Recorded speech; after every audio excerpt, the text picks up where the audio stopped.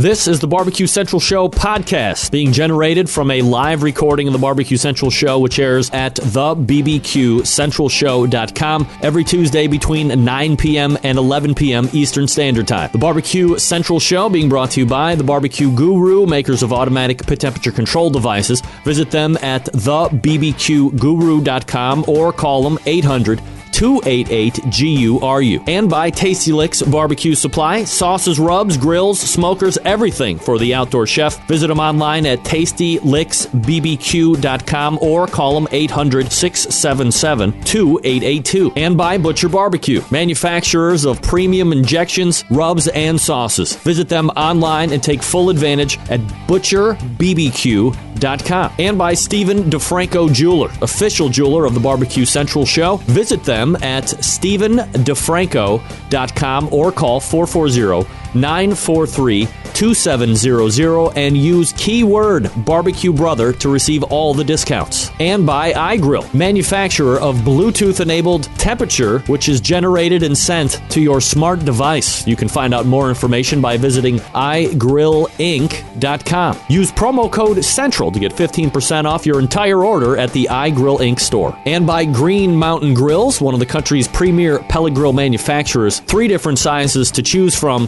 something to fit in every budget, and find out more by visiting greenmountaingrills.com. And by Cook Shack, the country's premier manufacturer of electronic and pellet-driven cookers, servicing the residential, commercial, and competition markets. Visit cookshack.com for more information. So to get that perfect barbecue, you use wood. Are you sure it's safe? Whatever. We put the lighter fluid on, strike the match, and... oh! Should we call the fire department? That might be a good idea.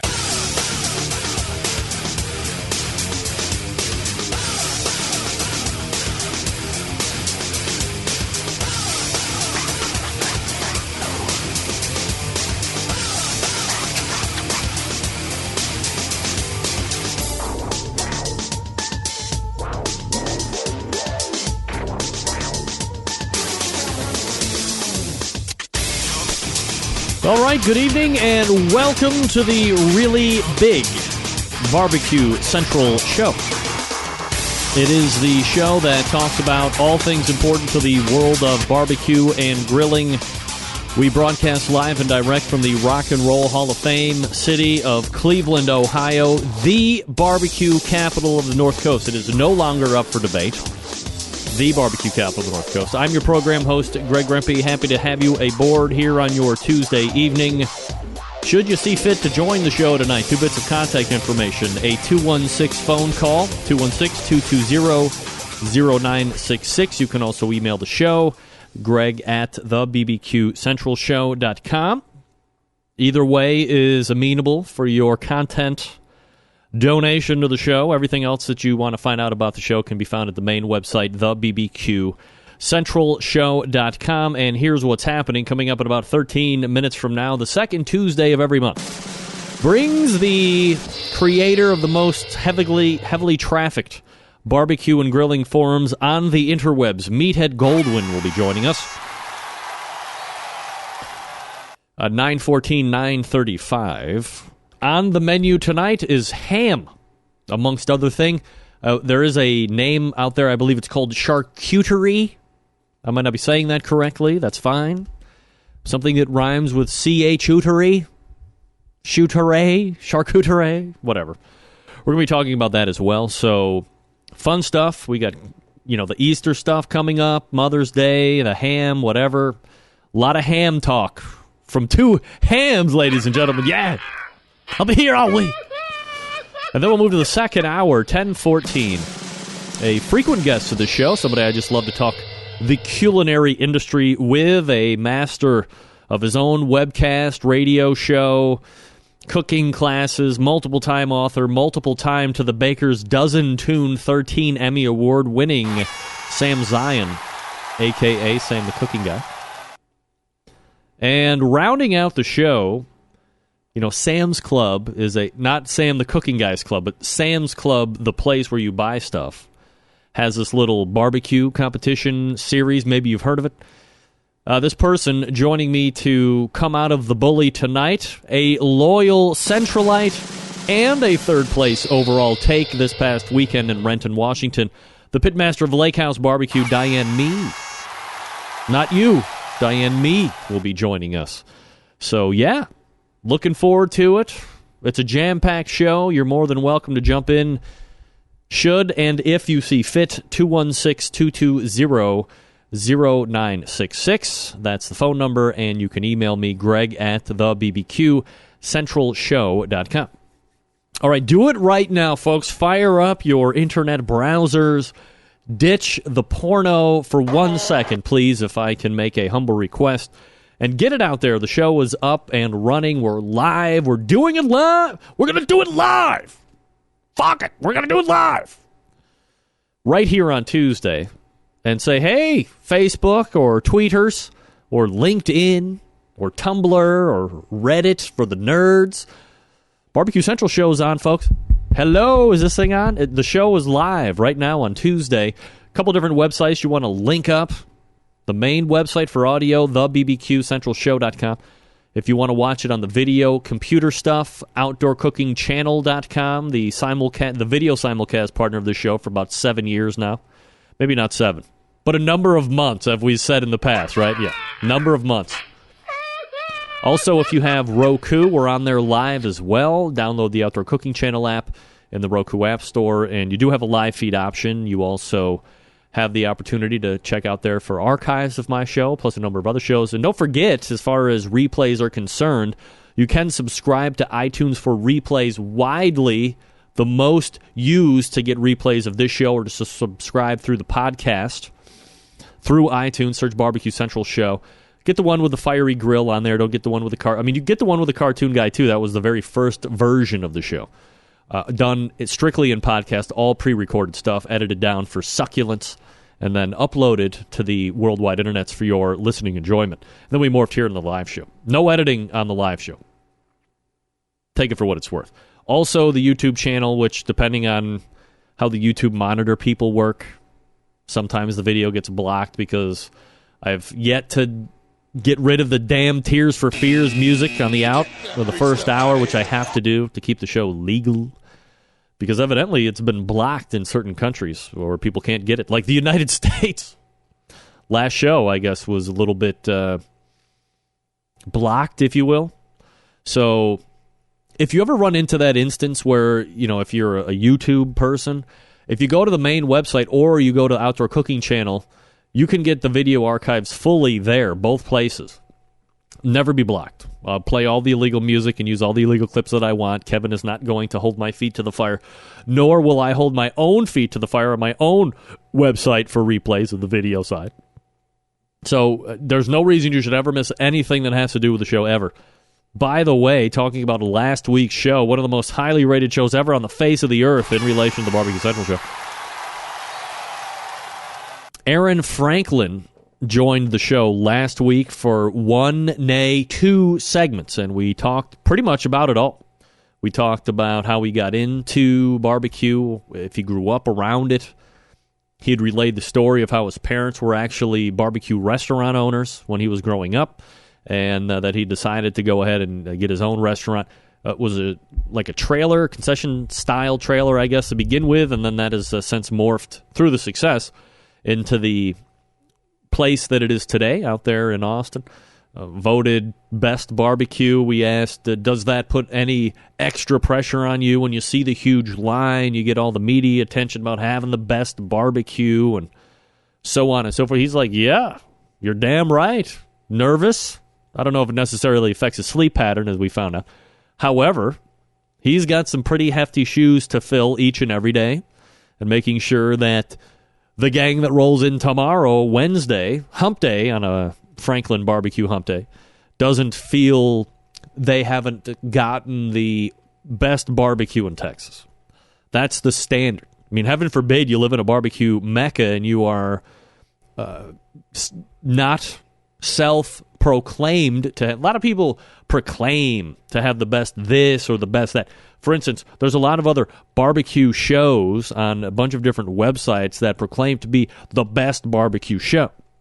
There isn't what you would call an independent panel or magazine or whatever that is going around and evaluating barbecue radio shows or internet shows. I mean, let's be honest, it's not a radio. This isn't the Barbecue Central radio. I mean, we say it's a Barbecue Central radio show, but really it's it's an internet show. It's the Barbecue Central internet show that talks about barbecue and grilling. So there's no organization out there right now that is putting its valuation of what benchmarks are set in place to have the best barbecue show and then generate a list. Well, that's not what happened to Aaron Franklin. Texas Monthly came out, made its valuations of who has the best barbecue, and he sat atop. So this isn't, king of all media type stuff. This is somebody coming out and saying, hey, you have the best barbecue. Now live up to those shoes, ladies and gentlemen, every day. We talked about the line. We talked about Jimmy Kimmel stuff. We talked about how you make some good brisket, for crying out loud. And really, I didn't have a lot to do with additional ingredients. Now, given his setting, as he said, cooking a ton of meat a day. Was it a ton of meat a day? I think it was 2,000 pounds a day. Maybe it was a week, I forget. But he doesn't have time to do a lot of the stuff that you would normally hear take place on this show, especially from the competition side of things, and perhaps would be cost inefficient to be doing a lot of the fancy rubs and flavor profiles, things of this nature. But said, the key thing to producing a good brisket is having a good cooker that has airflow and that you're able to build a clean fire. I think perhaps amongst all the other gadgetry and seasonings and injections and all this other stuff, perhaps its most basic element has been kind of not sidestepped or overlooked per se, but just kind of pushed off to the side a little bit. Know how to cook the meat properly, and having a good vessel, that might help you out a little bit. Meathead coming up out of the break, believe it or not, Meathead, for his second Tuesday of the month appearance. But maybe before Meathead, you've decided that you hate standing next to the hot grill and waiting for your food. Damn it, me too.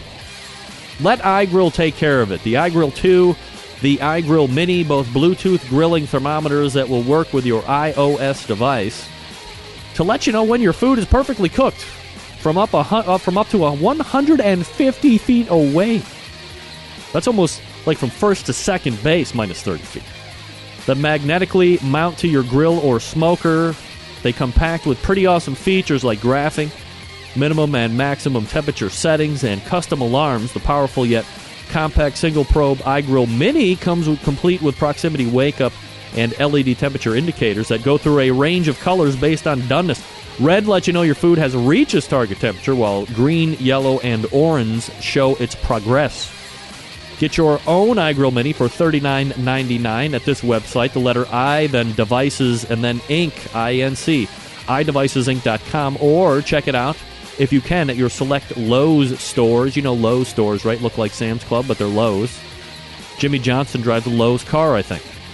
Jimmy Johnson's a NASCAR driver, for those who don't know. The iGrill 2, bigger and badder, fully illuminated display with 4 probes for maximum temperature tracking. This one will start shipping next month, so we're scooting through April with quickness. In May, they will start shipping. You can pre-order your iGrill 2 right now for $99.99 and get free shipping on any order of $50 or more at iDevicesinc.com. Once again, that website, the letter I, Devices, and then Inc., I-N-C, iDevicesinc.com. Follow iGrill on the Facebooks for exclusive offers and barbecue updates. Don't forget, some of these things have the Facebook integration where you can see what everybody else is cooking that has an iGrill all over the world, let alone the country, the world, like Canada and Brazil and Texas, just to name a few places. Again, iGrill Mini, $39.99, iDevicesinc.com, or at select Lowe's stores, and then shipping next month, the iGrill 2 for $99.99. That gets you free shipping because it's over $50. iDevicesinc.com, and we are back with Meathead right after this. Stick around. We'll be right back. Yeah.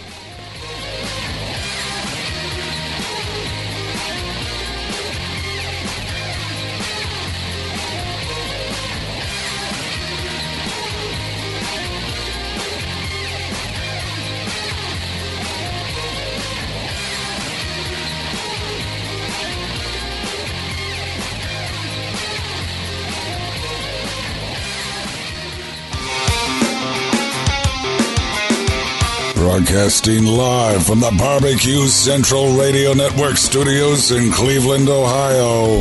You're listening to the Barbecue Central Radio Show. Once again, here's your host, Greg Rempe. All right, we are back. 216-220-0966 is the number if you feel brave enough to call in, especially during this segment. Greg at the BBQCentralShow.com is the email address, should you see fit to jump in on the show tonight. Of course, when this music gets a rockin', there's only one person that comes a knockin'. It is the creator of the Amazing Ribs website, Meathead, joining us here on the show. Meathead, how are you? Hello, Greg. How's the Cavalier of Barbecue? Doing absolutely. Oh, well, that didn't work very well at all. Oh, all right. Well, what did I do here? Lock? It should I be, hear you. I know, but I should have. All right. Well, don't you know worry what? about it. Fuck it. We'll do it live, Meathead. Look at Meathead. You have a you have a mullet going. You have a mullet going. Oh, my hair's been kind of getting long. When the baseball cap, you can see it. I don't know if you noticed or not, but look, I'm growing out a little bit too. Yeah, I see the beard is gone now. Oh yeah, we've ditched the beard. We're looking good. We got to keep it professional these days. Your face is changing every day. Oh yes, hitting the ground faster than we can count. And as the wrinkles join. So, are you mourning the loss of the Florida Gators? Didn't even make it to the finals. Yes, I am. There's my Gator hat. Yeah. Class of ~71, back before they invented basketball in Florida and barbecue. And there's that's a good lead-in. All right. I've never told the story about how I learned barbecue, and it's a good story. It starts in Gainesville, University of Florida. I used to hang around the kitchen at the fraternity house, and there was a big old chef named James, and he used to smoke cigarettes while he was cooking. One day I turned around, and he was stirring a big pot of mashed potatoes, and he was putting in the black pepper, and I had a big cigarette with an ash on it, and then I turned back and looked, and the ash was gone, and he was still stirring away, the black pepper and a little cigarette ash mixed in there. But James was in a barbecue, and James sent me down in a neighborhood of section of town that white Jewish college kids never went into. And I met Y.T. Parker, who had Y.T. Parker's Barbecue in an old shack, and he had an old pit out back that was dug in the ground, an old open pit. Wow. And he and the boys used to hang out back of the pit, and they let me come out and sit around and drink beer with them, and they taught me barbecue. And Y.T. had several grades of pulled pork, and he had a blackboard up on the wall there, and you could, if you could eat it hotter than the hottest one the last guy ate, you got to name it. And the last time, I don't have a lot of heat tolerance, so it wasn't me. But when I was there last, the hot one was called Super Saberjet. And that was quite a place. It was classic black Southern American rural, because Gainesville is almost up to Georgia, it's really not part of Miami. And it was a great place to learn barbecue, and YT was a great teacher, and those old boys hanging around the pit out back, they were worthless, but it was fun hanging with them. Well, and that's how the barbecue fires were stoked, per se. Absolutely, a college boy. Well, Meathead, that is an enthralling story. Thank you for sharing. You brought up, we mentioned Gators in Gainesville, and it came to mind. Who knew that I don't even think. I got to show you something else. I'm on a rambling mode tonight. Go ahead. I was going to say, typically, if you talk with people, Florida not considered by pretty much everybody to be any type outside of the competition stuff. I don't even think a lot of Southern people consider Florida to be part of the South. Well, it's a suburb of Miami. Particularly, is a suburb of New York. Exactly. Or some say Israel. Right. But actually, northern Florida is really as much a part of Georgia and Alabama as anything. And that's where its roots go back. And there's a good barbecue history. And what a lot of people don't realize is Hernando de Soto landed in right just south of Tampa Bay in 1539. And he brought with him the first hogs to North America on that trip. And they cooked hogs down on the Florida Peninsula before anybody else. And there were Indians down there that they had parties with and also battles with.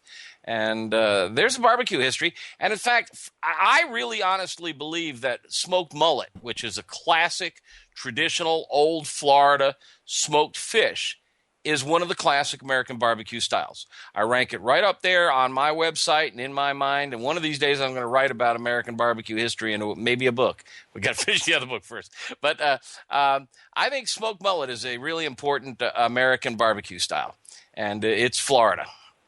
AmazingRibs.com creator Meathead Goldwyn joining us here on the show. What else are you rambling about tonight, Meathead? I gotta show you. I'm a gadget freak, right? Yeah. And I'm always playing with all the new gadgets. So I got to show you my coolest new gadget: magnetic sunglasses. Is that cool? Yeah. Meathead, cool? Guess what? Welcome to right 1974. No. Hello. With magnets? Yeah, my dad had those like 15 years ago. Shit, I thought I found something new. Well, back to the drawing board, Meathead. All right, okay. So we got other gadget news. Oh yes, great.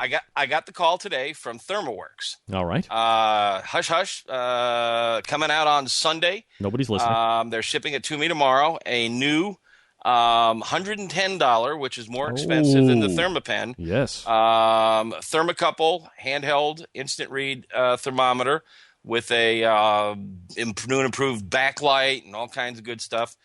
So all you gadget freaks who own ThermaPens now have something new to lust after. Well, this will be a ThermaPen, a new, like an upgraded ThermaPen? No, it's going to have a different name. It's going to actually compete with ThermaPen, I think, in-house.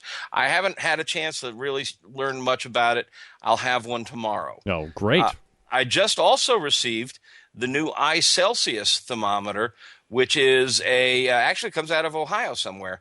And this is a Wi-Fi device. Uh-huh. It's a little box about the size of a deck of cards, and it has a probe, and it speaks Wi-Fi, which is much better than Bluetooth. Yes. And it's easier to hook up, and it has longer range, and it will talk to your Wi-Fi network, which means if you're working in an office place downtown, you can actually watch your cooker at home.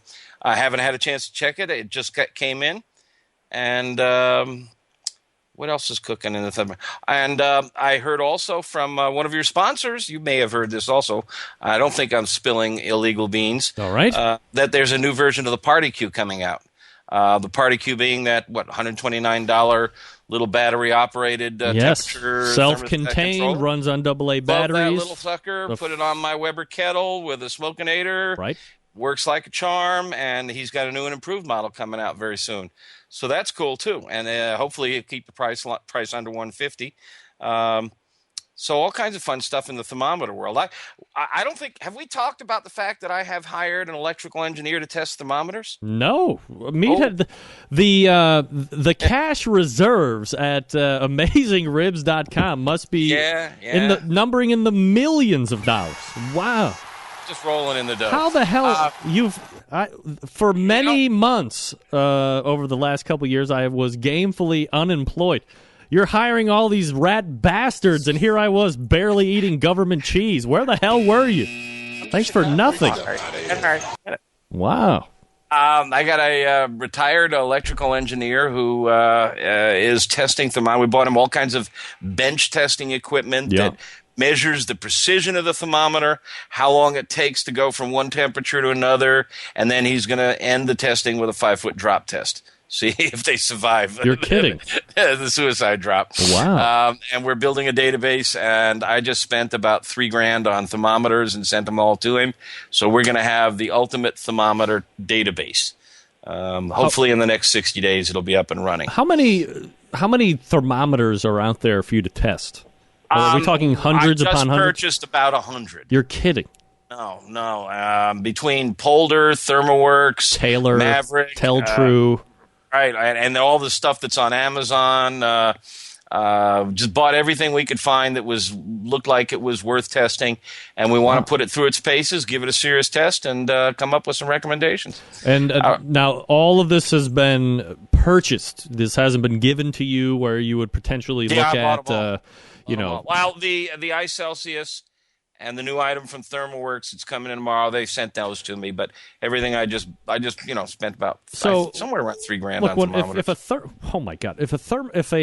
Let's say I made thermometers and I send it to you, do you tell people right up front, hey, I am a independent, heavily trafficked website, and I am for the consumer first?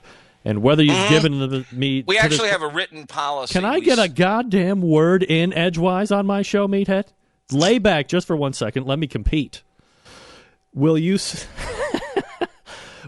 say, it doesn't matter whether if I buy it or you give it to me, if I don't like it, or if there's failures, I'm going to say it, and it's going to be on my website, like it or not. Seller or giver beware. Please answer now.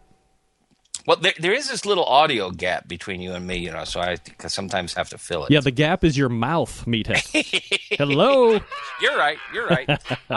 Yes, we have a written policy, and we send it to them in email, and we let them know exactly how we test and what our policies are, and that if they ship us a sample, we say if it's a sample provided or if something we bought on the website. And Max Good works for me full time. He tests grills.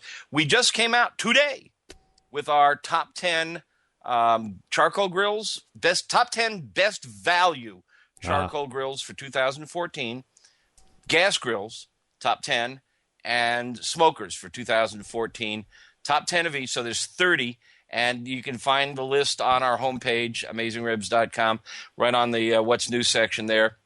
Just came out with it today. Should be in tomorrow's Huffington Post, and we're getting ready to put out press releases on it. We made some really nice trophies for the manufacturers. Look, when you use the word value, if you're a sales professional like me, that's one of those hot button words that people like to use. So but there's always criteria in the background of the word value. So what do you use to come up with your top 10 charcoal grills, gas grills, and smokers? Well, first of all, Max kicks the tires, and we have tests that we do to measure evenness of temperature and all kinds of stuff that we try to be objective about. But subjectivity is important. How easy is it?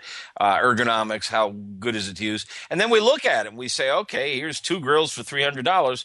Which one do we like better? And we tried to pick a range. About 12 of the 30 are under $500. But good grills are getting up in price. Yeah. You know who was one of the big prize winners? We've just fallen in love with. This is not news to your followers because they know about this. We've fallen in love with the pit barrel cooker. $269 delivered to your door. It's a Weber Smoky Mountain Killer. It runs a little hot, but it's really set it, forget it. Everybody who uses it falls in love with it. It's building a real cult following. Built in Colorado. It's a barrel, so it looks machismo, Yeah. And it's just a cool little tool. $269. That was one of our top ones. There's a new one from Denmark, a grill from Denmark that we liked a lot. Right up there with the Weber kettle. Whole bunch of good stuff. Max does this full time now. Over 300 grills in our database, and smokers and gas and charcoal. That's all he does is test them. So now, does he own all of these, or is he getting loaners and allowed a combination?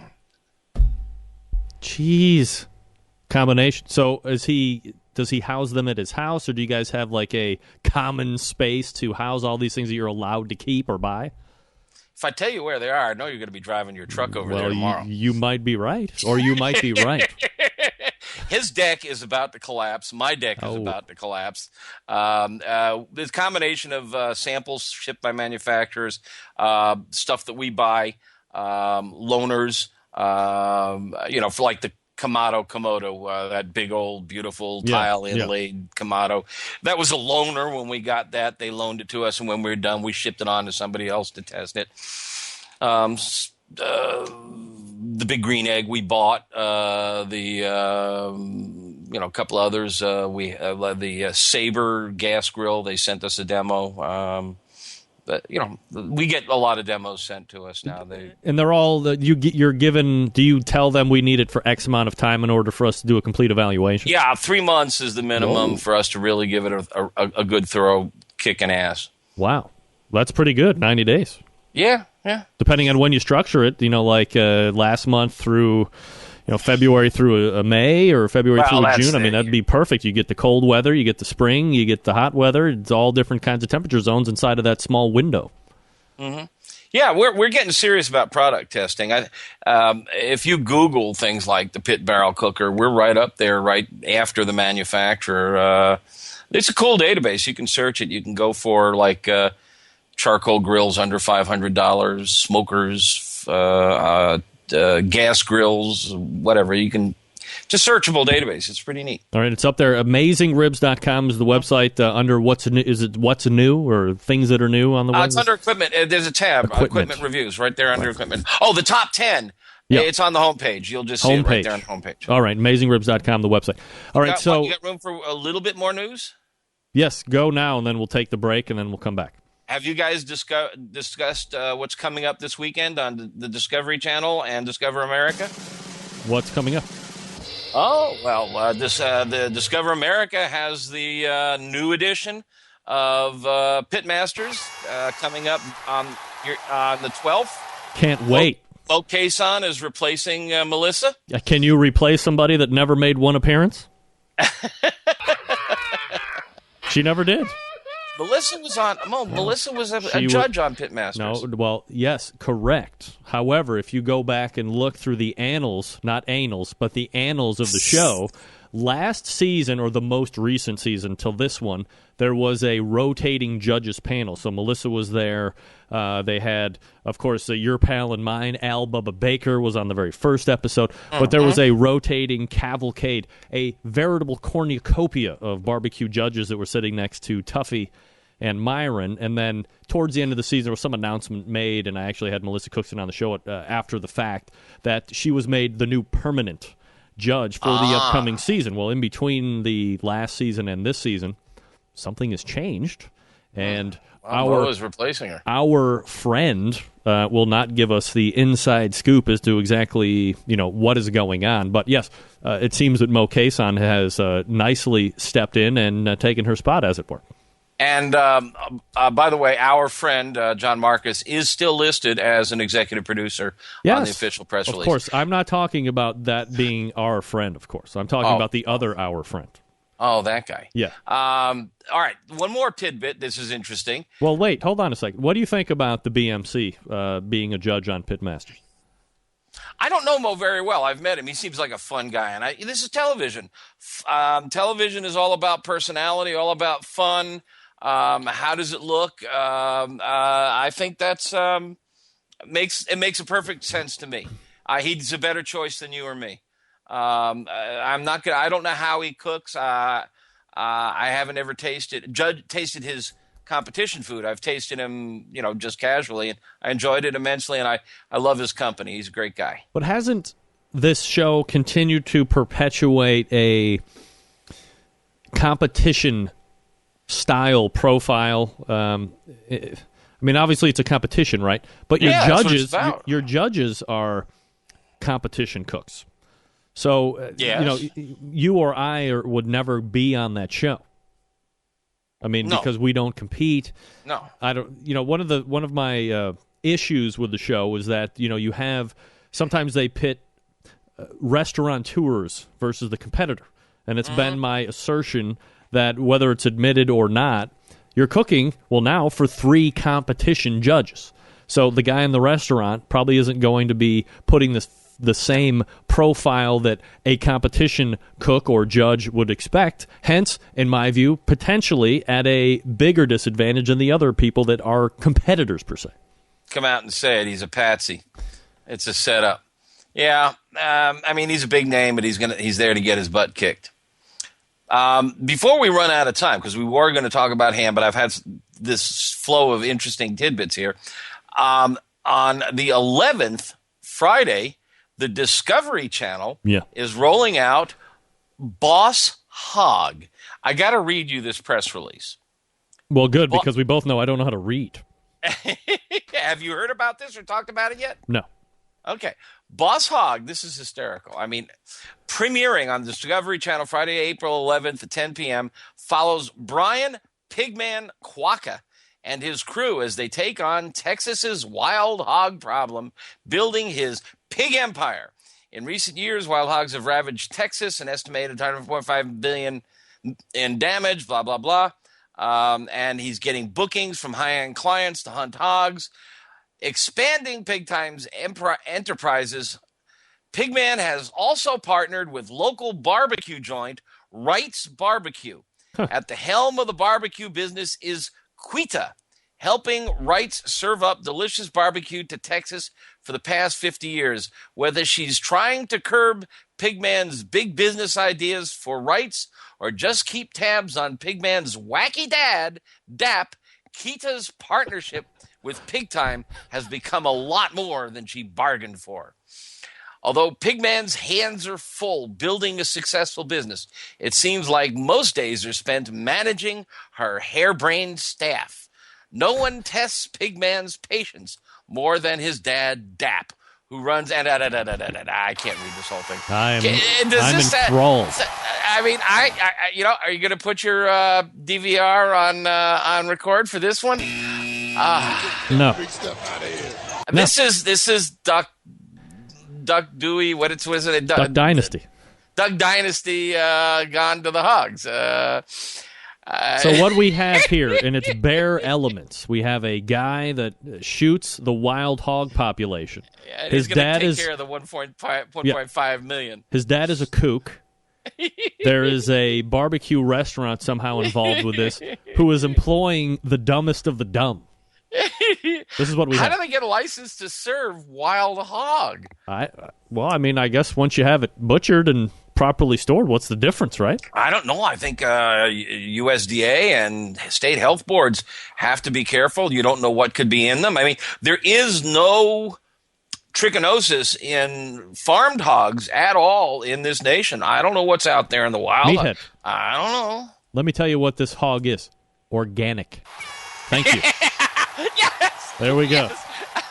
There we go. It's going to sell organic wild hog. All right. All natural. All right. Beautiful. Meathead, you just go ahead and relax there just for 1 second as we go ahead and take it to break really quick. Folks, more with Meathead coming up, but I'm going to talk to you quickly about Butcher's Barbecue. Look, if you need something in your barbecue or grilling arsenal that will help infuse flavor and moisture, give you a bigger window of success, Butcher's Barbecue is the place you need to go. ButcherBBQ.com is the website. We all know that Dave is well known for his injections, the pork, the beef, the prime injection, of course, bird booster. With that beef injection, or that prime injection, it uses everything that you love from the beef injection and its award-winning flavor enhancer and its ability to keep your brisket juicy, combined with the competition standard in beef flavor, again, for sale right now at ButcherBBQ.com. Of course, if you're looking for the go-to rub or sauce, you've really found the place to go. Butcher's has a full line of award-winning rubs. Of course, I still have about 3 pounds of that honey rub. One of my favorite beef rubs of all time is the steak and brisket rub. Got to try that. So if you inject, the premium rub, especially if you inject with Butcher's, is formulated to work with the injection, a perfect 1-2 punch to impress judges and friends alike. And last but not least, in regards to sauce, Meathead was party to it the very first time I was tasting it, doing shots right out of the bottle during the show. Sweet barbecue sauce. Look, when it comes to sauce, I'm as picky as it gets.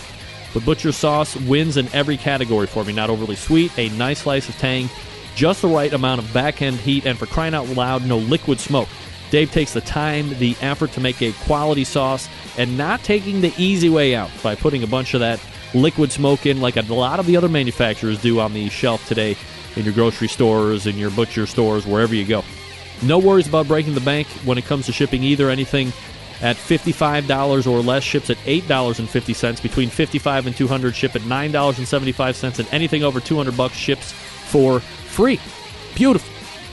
Again, head on over to ButcherBBQ.com.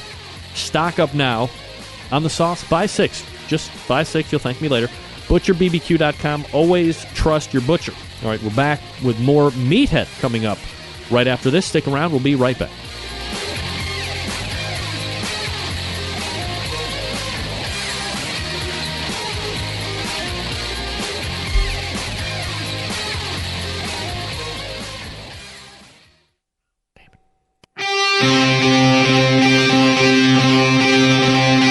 Get in the smoke. Call 877-448-0433 to get on the air.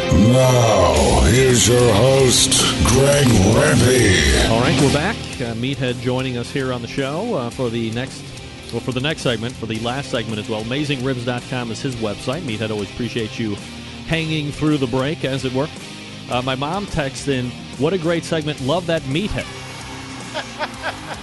So Connie Rempe of Connie's Recipe Corner, finding you incredibly amusing as always, Meathead. Oh, I'm flattered.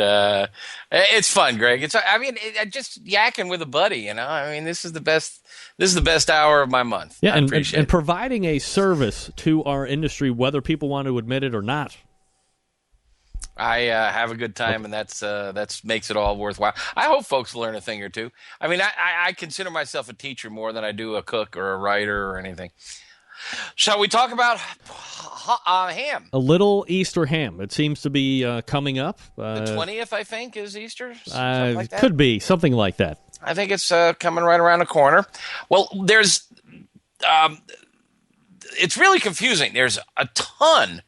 I started to make a list in preparation for the show of all the different kinds of hams out there. And it's really a long list of different kinds of labels with different kinds of production methods. But you can pretty much divide them into three categories. All right. Fresh ham. All right. First of all, a ham, to be precise, is the hind leg, the rump all the way down to the knee of a hog. Now, there is something called the picnic ham, which is from the shoulder down to the elbow, but it's truly not a ham. It's just called a ham. But the real ham is the rump, and that rear leg, the calf, the thigh, and the hamstrings, and all the way down to the knee and the rump. And so that's the ham.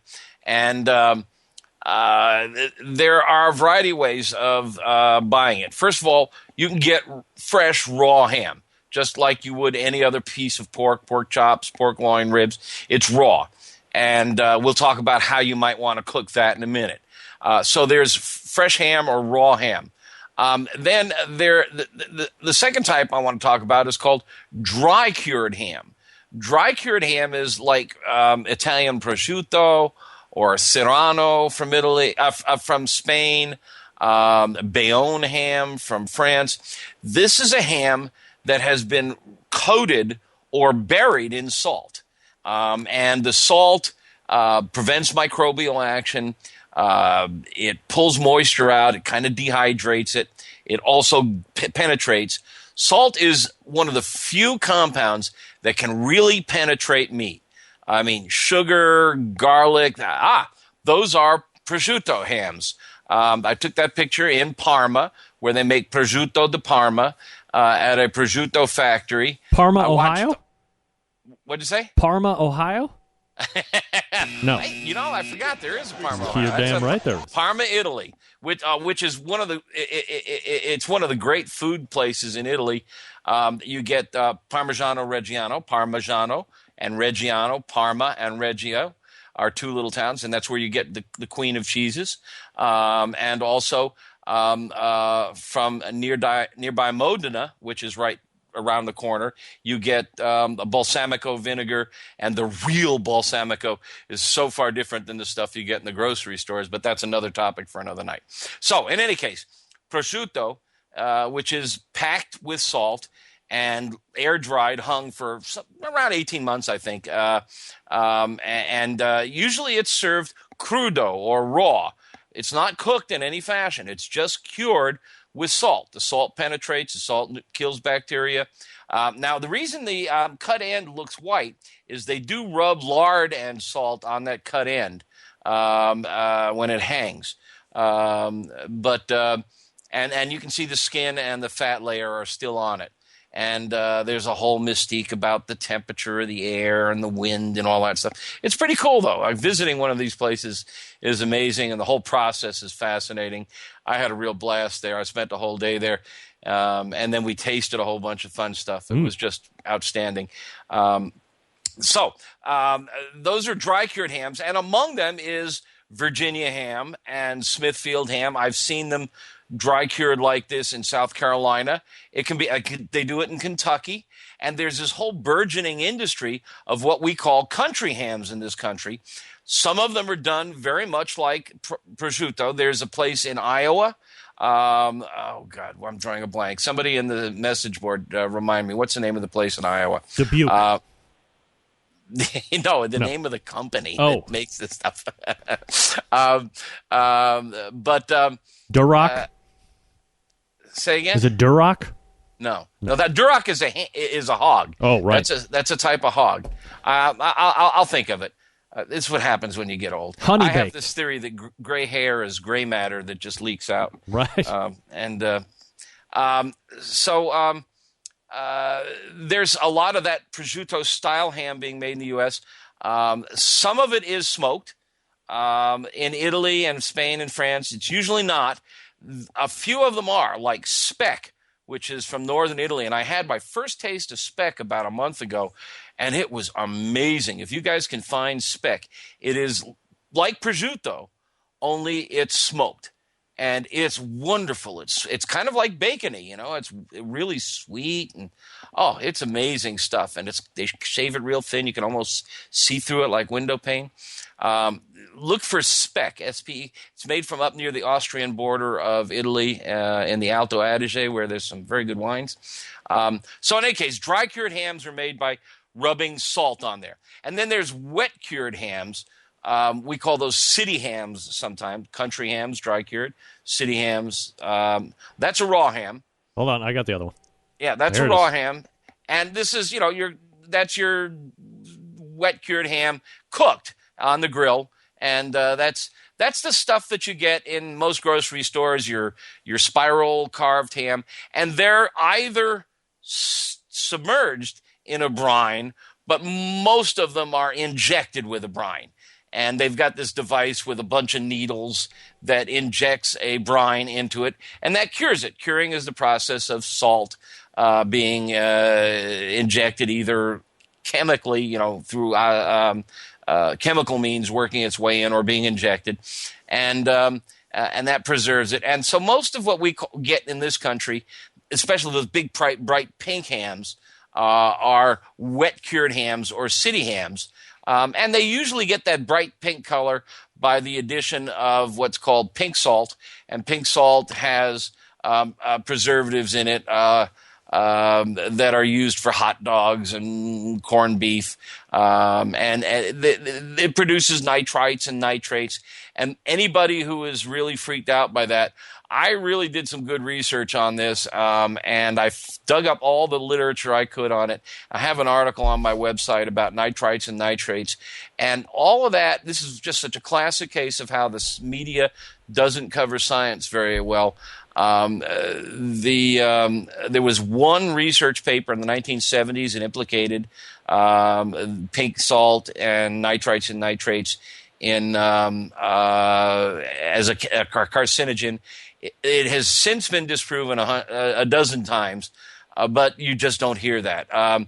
There's as many of those compounds in spinach as there is in a hot dog. It's in our rain. It's all around us. We ingest it all the time. And it is, it's like anything else. You eat it all the time. You eat hot dogs 3 meals a day, and it's probably going to get to you. But yeah. It is of itself not a real danger. Now, those are the three big categories. You've got raw ham, dry cured ham, and wet cured ham. Yeah, there's your raw. Yeah. Go ahead. Hit the trigger. Dry cured. Oh shit. Don't worry about it. I lost the other one. Don't worry about it. Now, there are a whole bunch of other types that are subcategories, like Bayonne ham, which is from France, and it's a dry-cured ham from France. boiled ham, which is a type of canned ham. Now, canned ham, which comes in a can, you've seen it, that little Spam. rounded triangular, it's about 3 pounds. That's made from scraps of ham and pork that's been treated and injected with a brine and cured and then canned with about 10% water or broth added to it. And it's shelf-stable. I mean, it's the kind of stuff you want to put in your bomb shelter. I don't know how many years. They say 3 years. It'll probably last forever. It doesn't have to be kept refrigerated.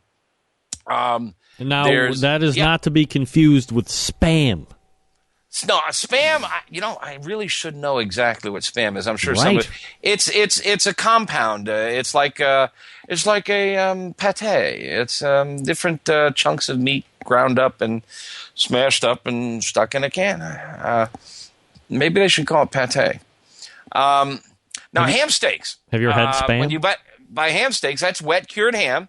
Usually, it's got a little round bone in the center. Right. That's the thigh bone, that's just a cross section of the ham, and it's usually bright pink, and it's been cured. And those are great on the grill. You just toss them on. Don't have to cook them very long. Now, those are often pre-cooked, and you got to read the label. If they're pre-cooked, all you got to do is heat them to 140. USDA says 140 is fine. That seems like a low temp, but it's perfectly fine because it's pre-cooked. It's got salt in it. All you're doing is heating it, so you don't have to overcook it, and it's easy to overcook that stuff. We talked about picnic ham. Prosciutto, and there's a whole bunch of prosciuttos from Italy. There's prosciutto di Parma, there's prosciutto from Tuscany, Smithfield ham, which is a type of Virginia ham. Smithfield is also the name of a big hog producer. Your listeners know it was sold recently to China. Yeah, of course. But it's not necessarily made by the Smithfield Company. Smithfield is a town. The Smithfield Company got its name from the town rather than the other way around. So a Smithfield ham is a country ham, a dry-cured ham, and I'm not sure if it's smoked. I think it is. Now, those hams, you can eat them raw, but usually, and this process goes way back before refrigeration. Usually to eat them, they are then desalinated, submerged in water. Yeah. You change the water multiple times for several hours. Then you bring it out and then you boil it, although you can grill it. But a lot of places now are serving it like prosciutto, very thin slices wrapped around melon. Anybody out there know about Zingerman's? You probably know. No? Okay, Greg. We've been threatening on getting together. Ann Arbor, Michigan is midway. Michigan. Zingerman's, I bet your listeners know about Zingerman's. Zingerman's is one of the coolest places in the world. He's got a good barbecue joint. He's got a roadhouse, and he has bacon camp. And I'm going to bacon camp in May. It is 3 solid days of making and eating and cooking with bacon. And I'm looking forward to that. But he knows all about, Ari Fleischer, who runs the place, knows all about these country hams more than anybody. And he's got a huge selection of them there. And I'm going to learn more about them when I go there. Your spiral cut hams are a wet cured ham. Like honey baked ham? Pardon me? Like honey baked ham? Yeah, that's just a wet baked ham. But he came up with this clever system because it's a long, straight bone. Yeah. And they put it on a spindle, a lathe essentially, and run a blade, and they turn it, and the blade rolls back, and so it carves this spiral. Makes it really easy to remove it from the. The problem with it is because it's been cut. There's more surface area for moisture to evaporate. Yeah. So you want to be careful when you're cooking it. It's often best to wrap those in foil just to keep the moisture loss down. But you can grill them. And usually those things are really good with a good glaze. In fact, most any ham. All right, let's start with the raw hams. Let me go back. I jump all over the place. Your listeners know that. We got about 2 minutes. Oh, really? Yeah. Ooh, raw ham. I treat it like a loin. I take it to 145 at the most. It doesn't need the shoulder treatment. It doesn't have all that sinew and connective tissue. It's a little tougher than loin, but I cook it till it's slightly pink still, 140 to 145, and throw it on the smoker, put a sweet glaze on it or your regular barbecue sauce. I think that's a really good treatment for it. Or go the savory route with an herb spice rub on it. Really nice that way. Your dry cured hams, serve them crudo or raw, wrap them around melon or something like that. Eat them as an appetizer. They're great on pizzas. And then the wet cured hams, if it's spiral cut, I'd wrap it in foil and then pull it out and get that glaze on there. I've got 2 good glaze recipes on the website, and neither of them are my recipes. One is the famous Danny Goulden mustard-based glaze. Yep. Hardcore barbecuers who've been around know all about Danny's glaze. It's great mustard and brown sugar, really easy to make. And the other one is Chris Lilly's apricot brown sugar glaze, and it's also wonderful on wet cured hams. The final 2 questions are this. What is the best ham, in your opinion, to make ham sandwich? Well, okay. Yeah, I can't give you a simple answer, Greg. If you had to eat one more ham sandwich. Monsieur, which is the classic French sandwich, which is a good crusty French bread with a brie and a piece of ham. For that, a country ham, sliced thin, but the classic American ham sandwich, a wet cured ham. And I like to grill it and hit it with, if you're in a hurry, just go get some jam or some jelly, something pale color like an apricot jam or a jelly. Hit it with a quick glaze, and that's really great. Last question before I let you go, Meathead, and I appreciate your time tonight. If we were going to go camping and we came across an outhouse and you went into the outhouse to do your business and I pushed it over and you snapped your neck and became a quadriplegic, aside from the poop and the pee that's all over, would you take $5 million to become a quadriplegic? Oh, no. No? No. We can't even begin the discussion at $5 million. I don't want to discuss this because somebody who is a quadriplegic might take offense, and I'm so politically correct I wouldn't want to offend anybody. But quadriplegics have no feelings whatsoever. They don't care. Big stuff out of here. Come on, man. I got to get you out of Cleveland.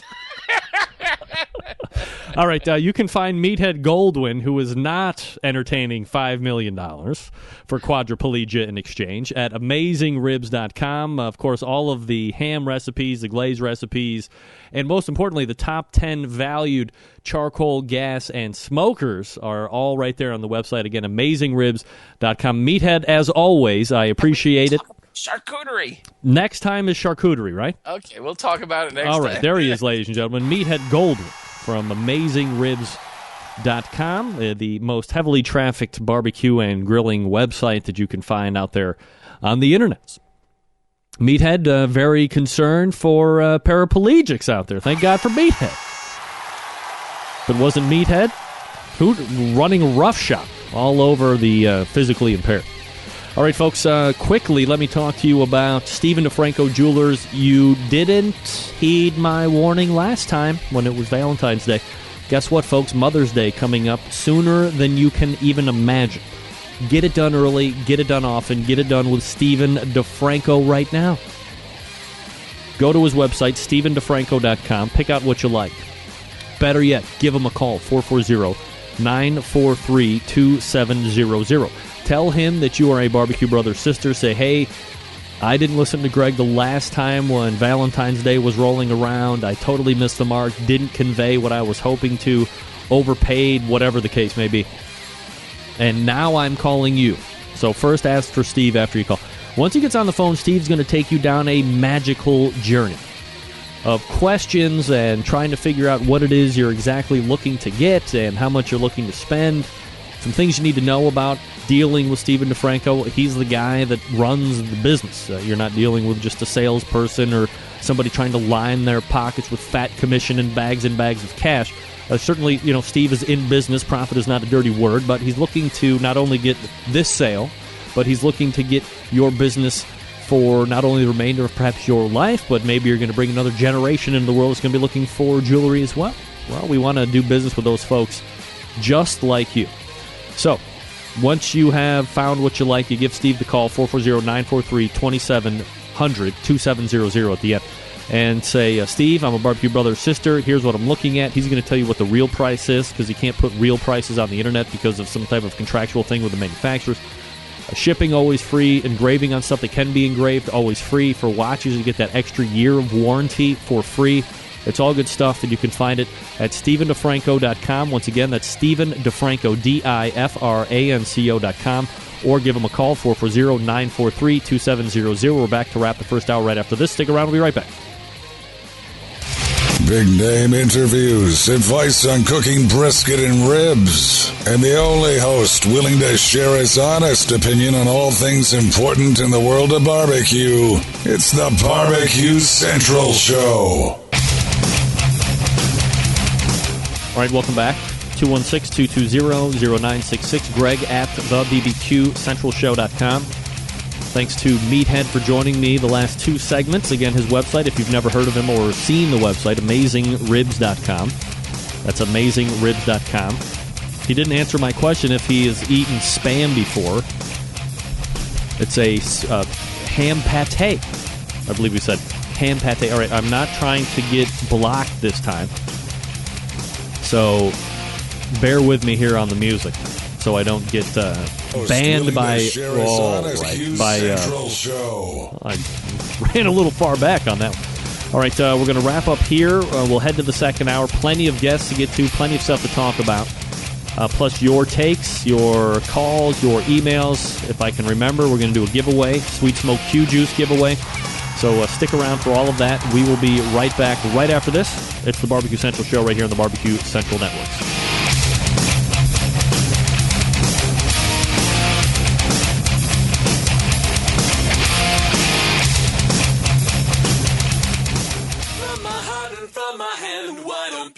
Understand my intention. Happy to have you aboard here for the really big barbecue show. We cook because we have to, and we grill because we want to. Fine, how's it going? You have a great show. I'm a big fan. So what seems to be the problem here? This man looks like he's dead, and he's in the crackle. Charbono! It's all about the charbono, dude! Succulent fish! What? He ate 54 wieners. Oh, listen, Lavernius, shake a face. I'm shaking like a dog shit peach seeds. We have top men working on it right now. Top men.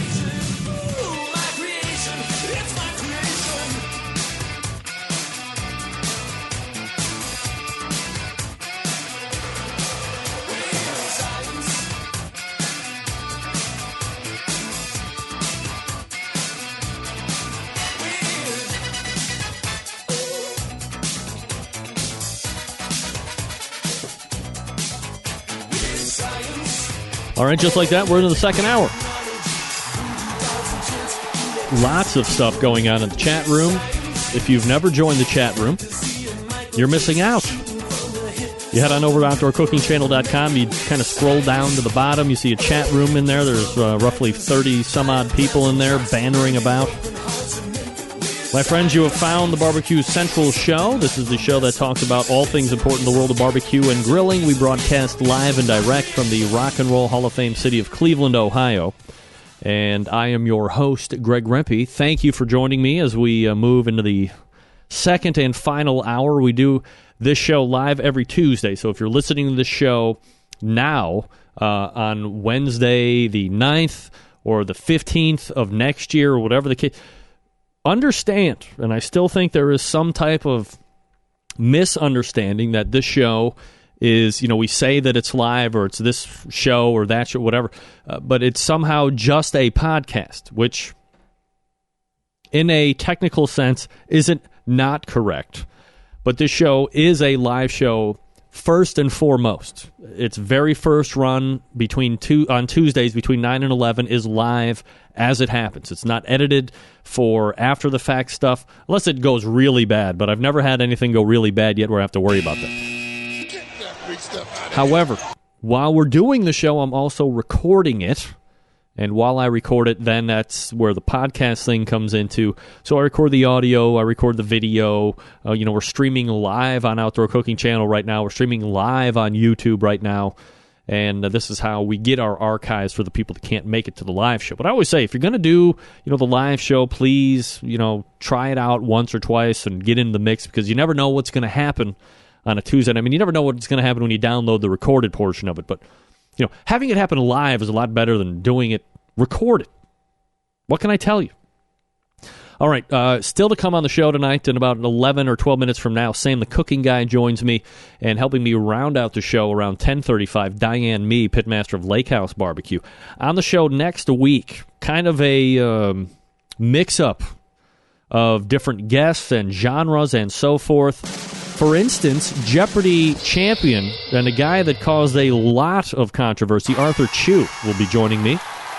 Arthur, a west side of the Cleveland guy. He will not be in studio because I didn't say there was going to be any barbecue in the studio, which is, I think, a valid assessment on my part. There will probably not be any barbecue in my basement. Oh, my earpiece is going to fall out here. Oh, no. So we'll do it Skype video with Arthur Chu, and we'll talk to him about his time on Jeopardy and what all the hubbub was about and how he played it. And he won 11 times in a row. He amassed 310 or 315 grand. That's a lot of cash in 11 days. I'm no mathematician, but simple math would tell you that, don't carry the ones, it's $578,000 a win, I think. It might be a little off. Stephen Reichlin also joining us next week. Third Tuesday. First Tuesday, Dr. Barbecue. Second Tuesday, Meathead. Third Tuesday, Stephen Reichlin. How about that? Then, hasn't been on in a month.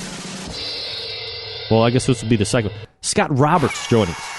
Official barbecue sauce and rub reviewer of the Barbecue Central show. Finally getting Scott back in.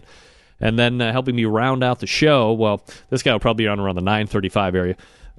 He is the guy that sent me the how to start a home-based food truck business. You will have seen him if you watch the new Pitmaster show this coming, I believe, Saturday. Eric Thomas, Rolling Grill. So a jam-packed show next week already. The 2014 Sam's Club Series rolled into Renton, Washington this past weekend. This was a local event qualifier, seeing the top 6 teams move on to the Las Vegas, Nevada Regional, which will take place on April 26th. The top 6 teams moving to that event are Grand Champion, finishing number 1, Bad Bones Barbecue. Taking reserve Grand Champion, Piggy D's Barbecue. Coming in third, appearing on the show in about 30 minutes from now, Lakehouse BBQ, Diane Mee. Moving the Chains Barbecue fourth, Scotty Johnson, moving all the way out to Washington to grab a 5th place overall, CancerSucksChicago.com. And rounding out the top 6, moving to the Las Vegas, Nevada Regional, Lighten Logs and Smokin' Hogs. So those are your top 6 teams moving on to the regional finals, which will be at the end of the month, by the way. April rapidly coming to a close. 2014 rapidly coming to a close. Next Sam's event this coming weekend, April 12th in Salt Lake City, Utah. Good luck to all those competing, and I will try to have a winner or a top finisher, at least within the top 6, depending on who I could get. Next week as well, but actually it probably won't be next week. We'll just mention it. I got a jam-packed show already for next week. I talked to you last week, right around this time, about proper grill maintenance when it comes to the pellet cookers. That for a number of months now, I had noticed that my cooker wasn't getting up to temperature, and basically what had happened was, the weight of the new pellets, not the overabundance of use that I had been having, but there was a buildup of pellets breaking down into, in essence, what it is, sawdust, uncompressing, if you will, because pellets are compressed sawdust, made with heat under pressure, blah, blah, blah. And I was getting, at top rate, even if I had the dial set to 450 degrees, I wasn't achieving anything over 275, 280 degrees at best. So I was getting, poorly, bad integrity pellets, but mostly just dust getting kicked in through the auger. So, cleaned it out, used the shop vac, both sides, up and down the auger tube, reloaded with brand new pellets. Boom, everything is running succulently. Speaking of succulent, how about my wings recipe that I am getting ready to share with you? And I am not one that usually does the recipe thing, but take note. First of all, go to your particular butcher or, grocery store, whatever. Grab the wings, whole wings. Don't already get the pre-made drumettes or anything like that. Get the drumette and the wing, is that what you call it? And the little tail thingy and all that stuff. Take it whole. Cut off the hard tail part right at the joint. Get rid of that. That serves no purpose. Or put it in water for chicken soup broth or whatever the hell you make with it. Once you have those prepared, I like to take the paper towel, dab them down, get any type of moisture out, then jack them up in the refrigerator for about an hour or two. Let that cool air dry the skin off.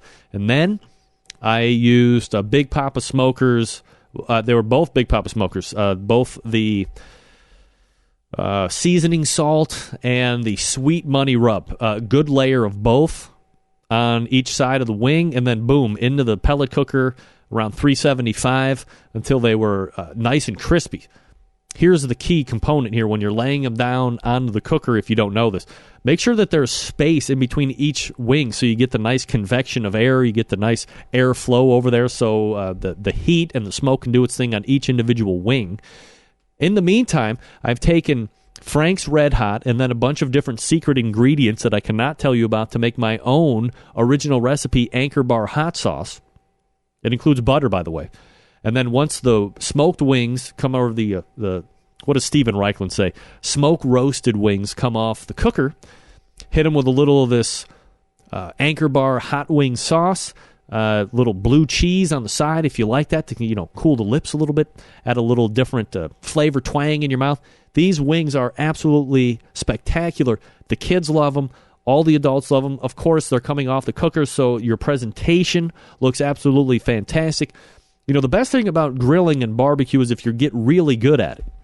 You look like a master, and we all know the joke, right? It's not like you are doing rocket science or splitting the atom. You're just doing steps, you're following steps, you're paying attention, and you're providing a really good end product. And when you can lay those smoked wings out, they look great, the color's great, all that stuff is good, and then you can add a nice sauce on that and kind of layer it on there. It's visually pleasing to the eye, which is why the competitors always say they like to have that garnish in the box because it's pleasing to the eye. Same thing here. Make it look good for your guests, but man, does it taste good. People just eat them right up. You can't make enough of these smoked wings. If you want it, I'll email you the recipe. But you got to keep it between me and you. All right, before we get to Sam, the cooking guy, let me talk to you quickly about Cook Shack. Centralites, you interested in taking a barbecue or smoked foods to the next level? Have you thought about starting a catering business, opening a food truck, or even your own restaurant? If you've answered yes to any of these questions, let Cook Shack help you be successful. Register for Cook Shack Fast Eddie's Restaurant and Catering class to be held in July. This class is held at the Country Club in Ponca City, Oklahoma. Uses their commercial kitchen. You'll see how you can use the Cook Shack Charbroil, the FEC 500, the FEC 120, the SM 160. All smokers used during this class will be available for purchase at a special rate for participants at this class. The class has a classroom portion for hands-on. If you want to handle meat, rubs, knives, this is the class for you. Each student will learn how to select proper meat cuts and trim your brisket, pork butt, ribs, chicken. Other topics to be discussed include menu ideas, cook and hold techniques, food safety, brining, profitability, and yields. It also includes setup of a dinner service and a service to the patrons of the Country Club. Class is taught by legendary Fast Eddie Marin, barbecue pitmaster TV show finalist Dave Bosca of Butcher's Barbecue Competition Cooking Team and Butcher's Barbecue Company. the injections, the sauces, rugs that we've talked about. And Cook Shack CEO and President Stuart Powell. Each student will receive a binder with class materials and supplies, and Cook Shack spices and sauces to take home. Gifts, if you will. It also includes 3-night hotel, meals, a tour of the Cook Shack manufacturing facility, and a tour of the Head Country manufacturing facility. Class dates July 21st and 22nd. Class size is limited to 25 students, so sign up today. For more information, contact Krista with Cook Shack, 800-423-0698. That's 800-423-0698. Or email her at c_jones@cookshack.com. That's c_jones@cookshack.com. For additional information on Cook Shack or Fast Eddie by Cook Shack, visit cookshack.com. Again, that class July 21st and 22nd. Cookshack.com, the website. Sam, the cooking guy, coming up out of the break. Stick around. We'll be right back.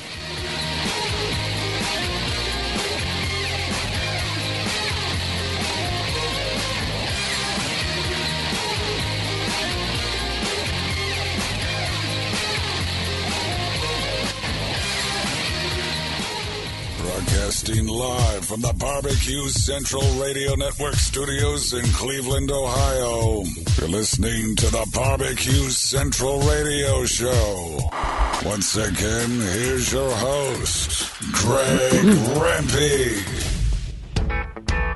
All right, 216-220-0966. Greg at thebbqcentralshow.com. This portion of the Barbecue Central Show being brought to you by the Sam's Club National Barbecue Tour, 31 cities, $500,000 in cash to be won, plus eternal bragging rights if you win the whole damn thing. This week, the Sam's Club Tour rolling into a former Winter Olympic host city, 30 teams firing it up. In Salt Lake City, Utah, this coming Saturday for a local qualifier. To keep up with the tour or register to compete, visit kcbs.us/Sam's Tour. Sam's Tour on board, everybody. All right, my next guest is a host of his own radio show, a host of his own weekly, 3 times per week, by the way, live webcast, and you can find him here on the show every once in a while as well. Let's welcome back friend of the show, Sam, the cooking guy. Sam, how are you, buddy? I'm excellent, my friend. How are you? Doing absolutely fabulous. Thank you for asking, Sam, as always, and appreciate the time that you make for the show. A couple different things that I would love to talk about tonight. Bring it on. And I want to make sure, so when I start to forget, as we get deep in conversation, remind me about Mother's Day, because we don't want to miss that. No, we don't. I mean, it's a little early, but there's things to talk about. The last time you were on the show, we talked for a moment about 2 things. Paraplegia and $5 million, and if that was a discussion starter to take the non-use of limbs for cash. And you said wasn't even a discussion starter. So let's revisit quickly, if I may sweeten the deal a little bit, by offering you $4 billion. Are we in the ballpark now? $4 billion. And what am I losing for that exactly? Arms and legs. Quadriplegic. I don't want it. Still, I don't want the money. Wow. You know, for $4 billion, you could probably buy like the bionic arms and legs. Yeah. And be $4 billion to the rich. You know, we had a guy on the live cast a couple weeks ago. His name was Eduardo Garcia. Yeah. And he's a chef who met with a unfortunate circumstance out in the woods of Montana. Ooh. He came across, hunting by himself, he came across what looked like a little pile of fur. Yeah.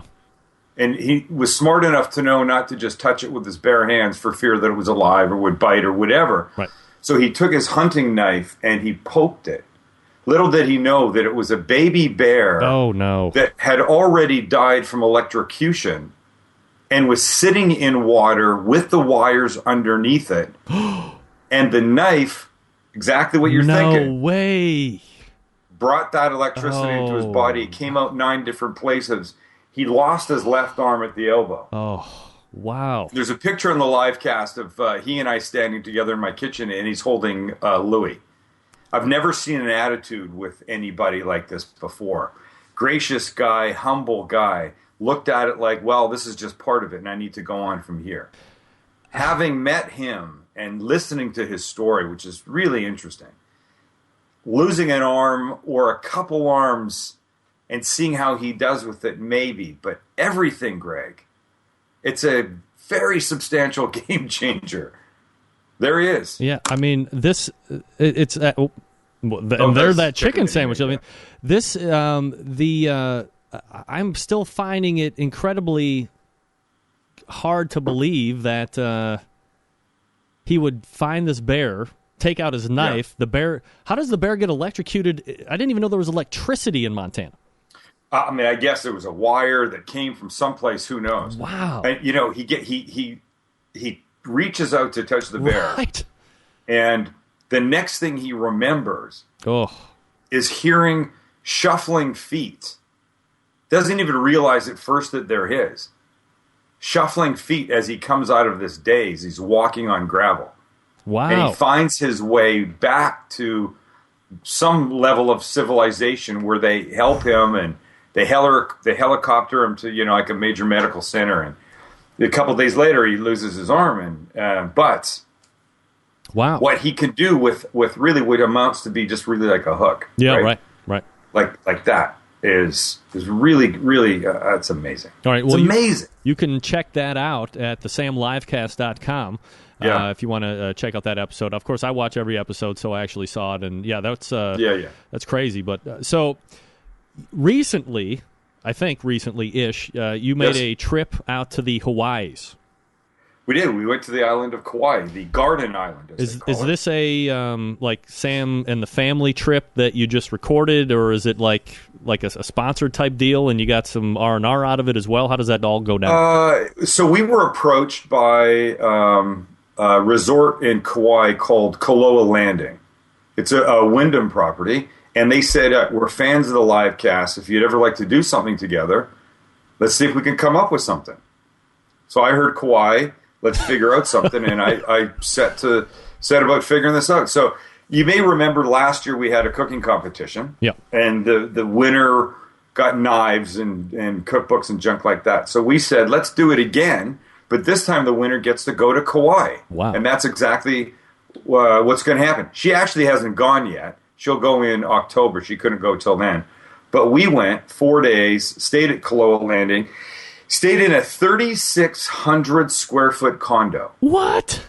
3,600 square feet. Wow. Bigger than my house, bigger than most houses. Yeah. 4 bedrooms, 2 essentially master bedrooms, full laundry room, way nicer than any laundry room I've ever had. A huge, beautiful gourmet kitchen. And I know the term gourmet kitchen gets thrown around a lot, but it was spectacular. Well, where 3 do you... balconies, living room, sitting room, dining room. I mean, ridiculous. Where do you rate the kitchen? Look, I'm not kissing your ass, but obviously if you've been around your house, you have one of the most spectacular kitchens on the face of the earth. So how does this rate when you look at your kitchen? It was probably like a 7 out of 10. Yeah. And I would give mine a 10. I'm a little biased. Sure. I like it. But comparing it to other hotel kitchens or condo kitchens, it's probably a 12. Yeah, wow. That's crazy. Yeah, it really is. And you know what's interesting about Kauai? Kauai is not a you come in from a day at the beach and you get gussied up and out you go dancing or partying. That's not what Kauai is. Kauai is sleepy and quiet, and so to have a really beautiful place to come back to, where we would cook every night. We'd go to a local market, we would buy groceries, we'd come back, and we'd cook something every night, and we'd supplement it with poke, which is just like raw tuna, raw salmon, that kind of stuff, mixed with a little soy, some wasabi, whatever. I mean, it's really, really great, fresh stuff. It was just a dream to do this. It's just a dream. So as you're down there, how long were you out there for? We were Thursday to Monday. All right, so Thursday, Friday, Saturday, Sunday, 4 nights. 4 nights, so time to take in local culture and some things that are happening out there. Obviously, Hawaii, a collection of different islands. So for this particular one, how did you find the culture there versus what you're used to in the San Diego area? Well, it's sleepy. This was this was the southern part of Kauai, an area called Poipu Beach. It was there was not a lot to do. There were restaurants that you could go to at night, and pretty much that was it. It was locals, and the funny thing is you go to Oahu where Waikiki is, and that's sort of kitschy, old school Hawaii to me. I mean, there's a jillion people, and there's a ton of tourists, and many of them from Japan and wherever in Asia, and it's crowded, but I still like it. I like the feel of it. Maui tends to be sort of a it feels like a fancy, like you'll go to a store and there'll be like a Quicksilver store. You know what Quicksilver is? Yeah, of course.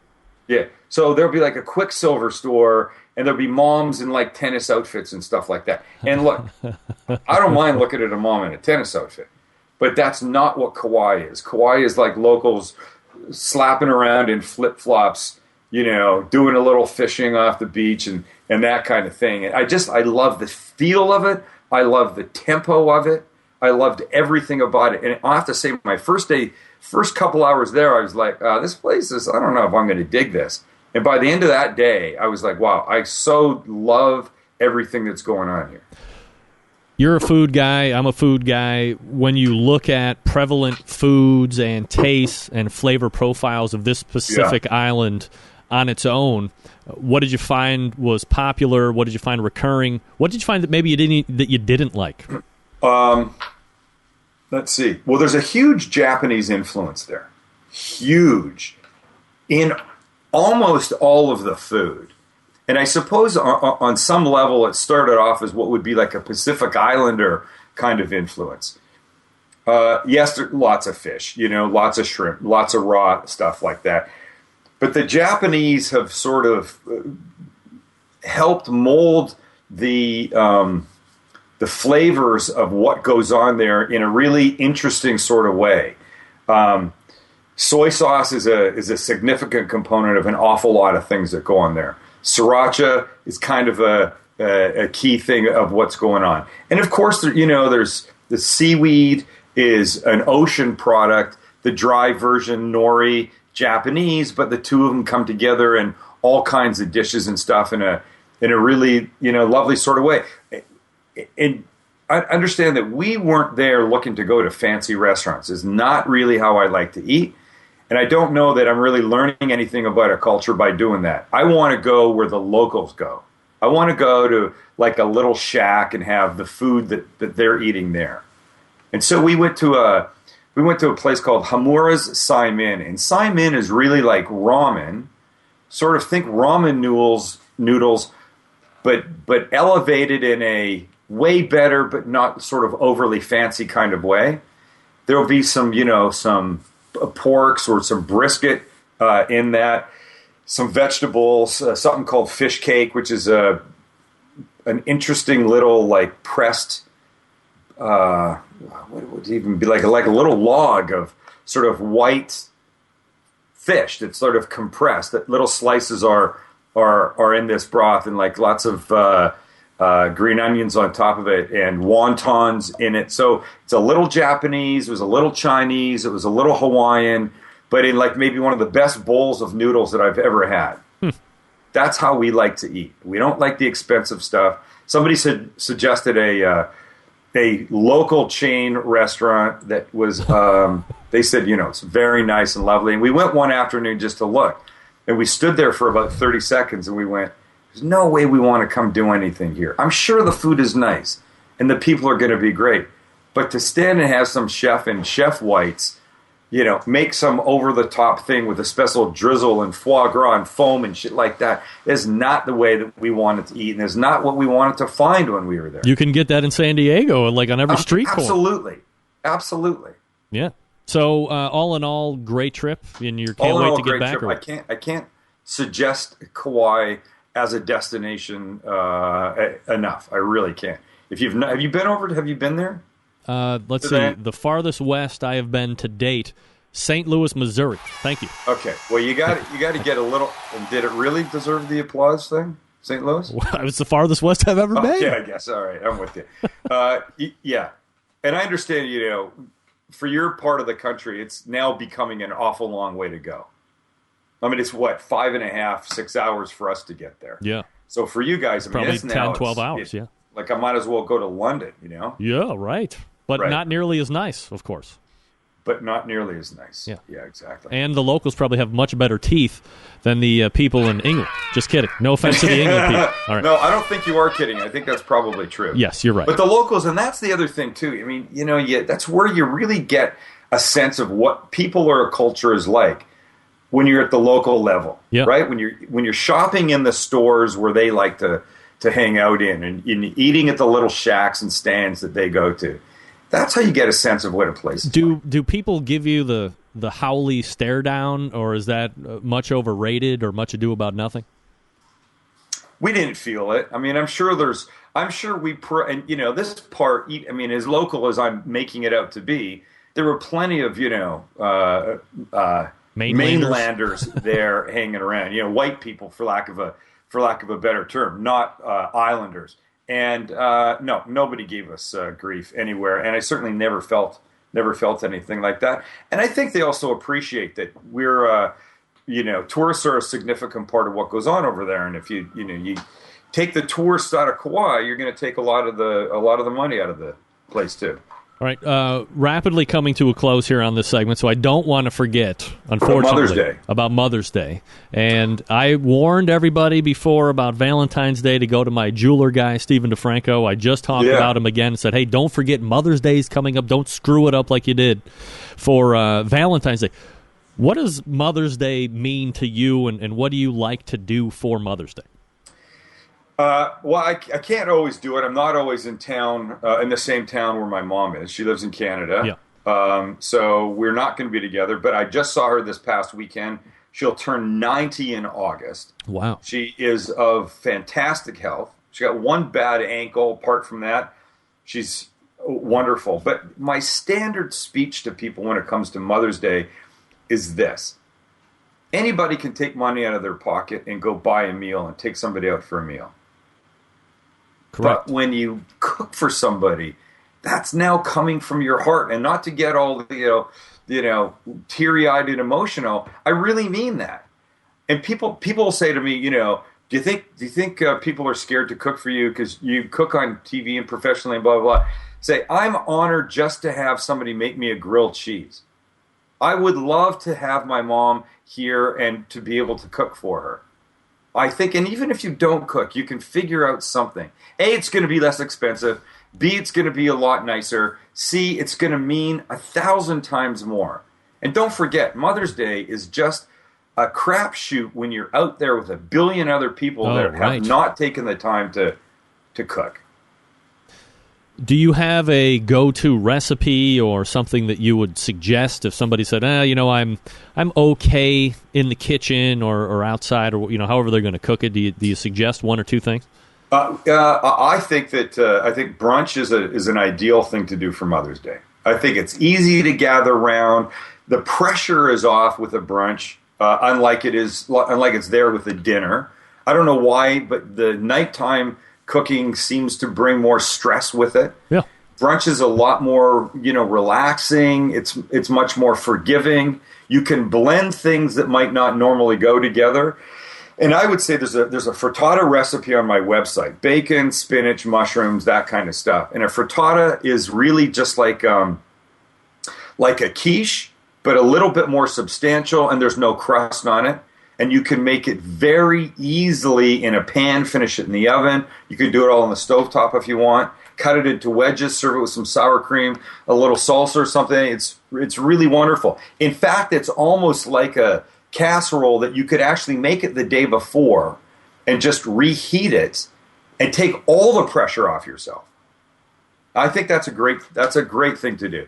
Everybody can make a little French toast. There's a banana bread French toast recipe on the website that's super easy to make. Make it with a box package mix of banana bread. You just make it, cool it, slice it, dip it in the little egg, milk thing, little Grand Marnier in the pan, serve that with it. It's wonderful. Now, when you come up, I love asking the people that make the recipes. Like, I'm not recipe guy. I mean, I'll cook a recipe that I see you make. If it's visually attractive to me, I'm like, well, I'll get that recipe and go out and buy them. But you're the guy that is walking through the store or seeing what's left in the house or seeing what's in your pantry and coming up with something. How does the mind work for you to come up with recipes? I guess it depends. I mean, if I'm shooting, if I'm shooting a show or live cast or something and I got to think up something, first I try and think about what I haven't done in a long time. But somebody might say, have you done eggs? And I go, no, shit, I haven't done eggs for a while. Maybe I should do some eggs. My mind always goes to kind of what people can really learn from first and what might be super easy to grasp. I did hard-boiled eggs on the show once. And my wife, Kelly, said to me, like, honestly, do you need to show people how to make hard-boiled eggs? Yes. And I said, well, you know what, baby? I remember when I figured out how to do them without ruining them. And ruining them to me is undercooking, and so they're weird inside, or overcooking, so the yolk is like a rock, but then there's that dark gray ring around the yolk. Yes. That's not supposed to be there, and that's just a factor of overcooking them too much. Yeah, I saw the eyes go up, so read the recipe on the website. But that single hard-boiled egg recipe, I don't know how many thousands of comments I've gotten from that. People coming up saying, thank you for showing me how to do that. So I don't know if this is answering your question or not. I was given a really beautiful 1-pound tin of this amazing rock crab meat from Baja, California.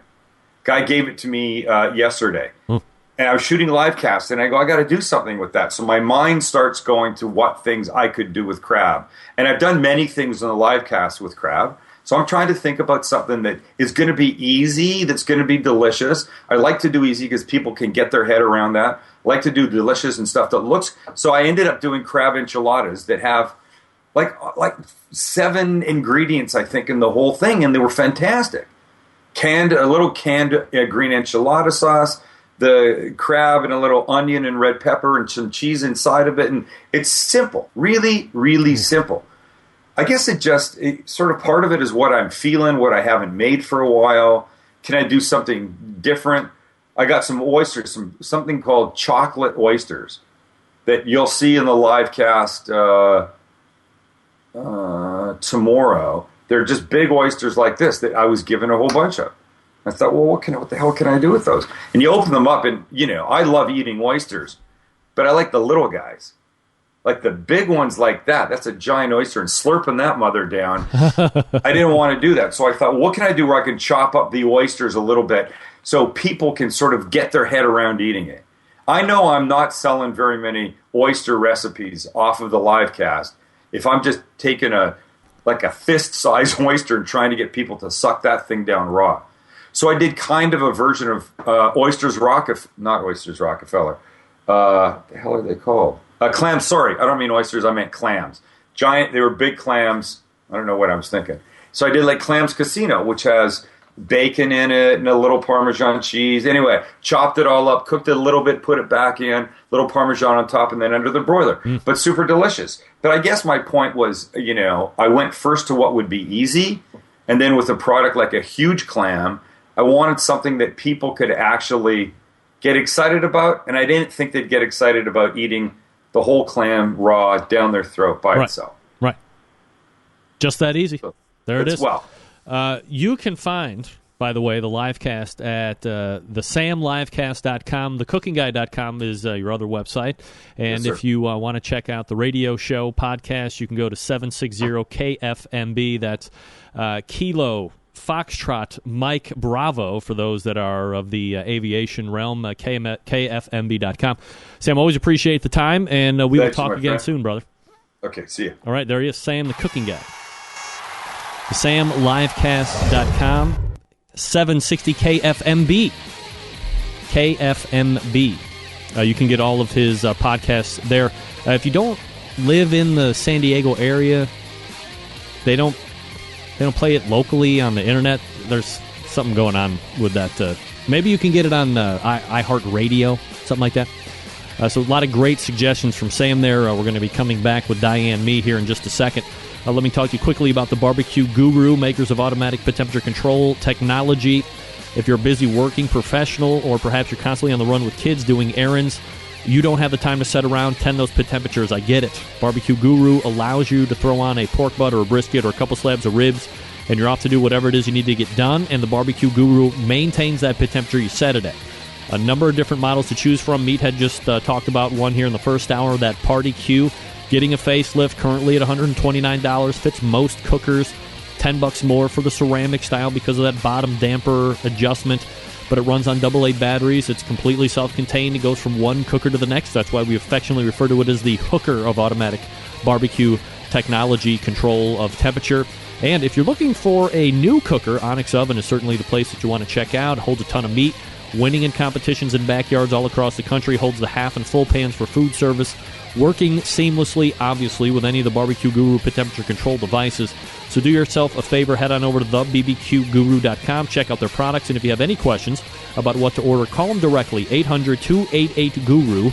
That's 800-288-GURU. They'll make sure you're outfitted with exactly what you need to get you up and running right out of the box. Again, that's 800-288-GURU or thebbqguru.com. The Barbecue Guru is a breakthrough in barbecue technology. We're back with Lakehouse BBQ right after this. Stick around. We'll be right back.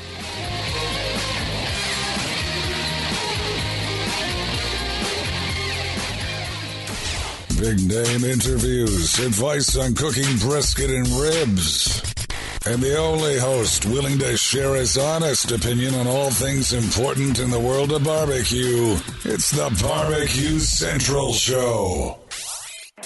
All right, we are back. 216-220-0966. Greg at thebbqcentralshow.com. Ways to get in contact with me should you see fit.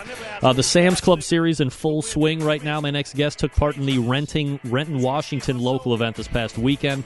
Walked away with a very respectable third place overall finish. Here to recap it for us tonight, the pitmaster of Lakehouse BBQ.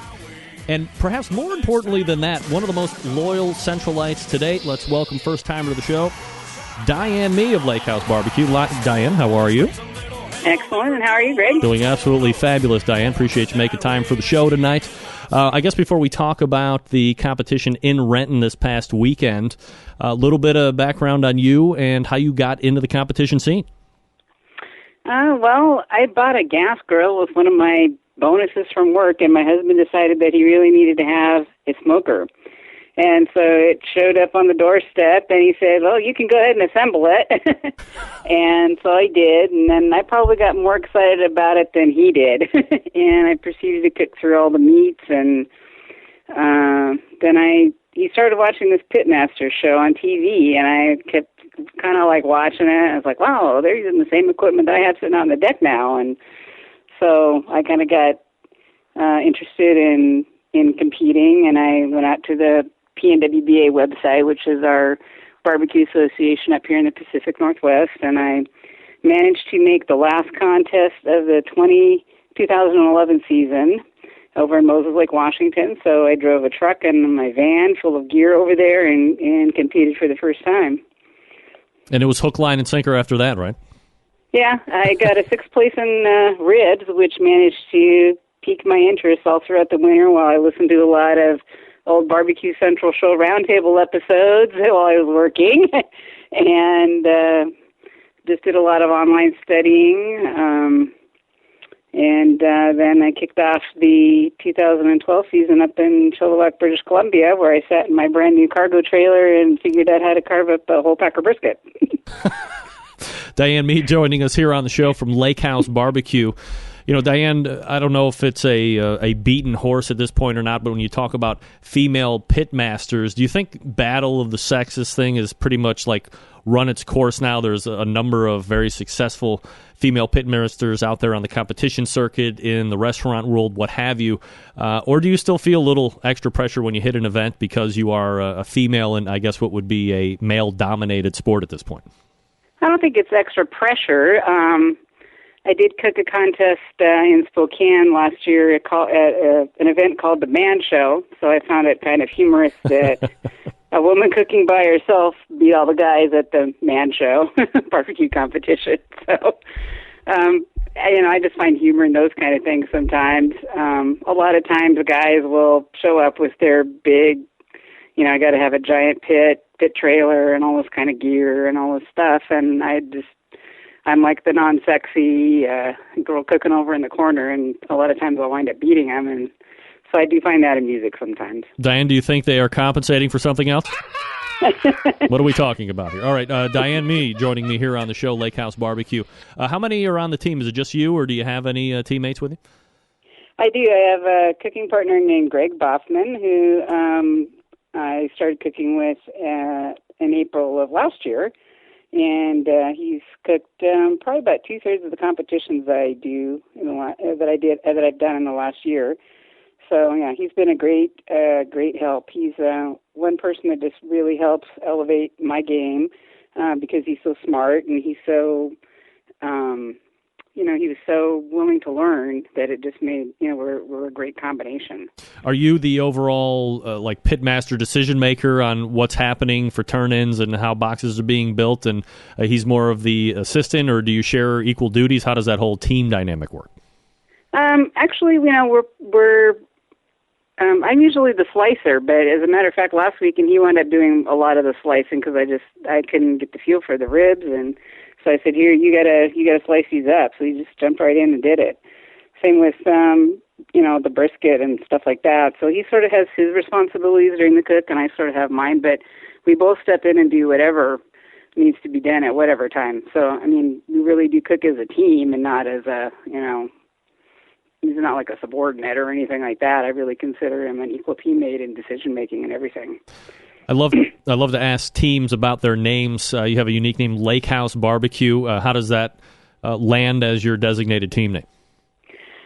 Because I live on a lake in just south of Everett, Washington, and so we always called our house the Lake House, so hence the Lakehouse BBQ. There you go, easy enough. All right, so let's go ahead and look back at the event itself, Diane. In terms of looking at it as a whole, a couple days removed, anything out of the ordinary that you had to contend with over the weekend that maybe you didn't prepare for? Well, the weather, of course, is always a factor up here at this contest for some reason. It wasn't as bad as it was in 2013, but it certainly rained a lot during the contest, and it was pretty wet. But everybody actually was really prepared this year, and fortunately there was no wind, unlike last year it was pretty much a hurricane. So the only other thing was I got up at 3 to fire up the WSM, and I took the cover off, and the thermometer was already saying 150 degrees, and I said, well, that's a problem. So I had to have Greg bring his dome lid down with him when he came back down to the contest. But that was about the only major hiccup we had. Do you actively watch weather reports days in advance to make sure that you are going to be prepared in case the weather takes a turn for the worse?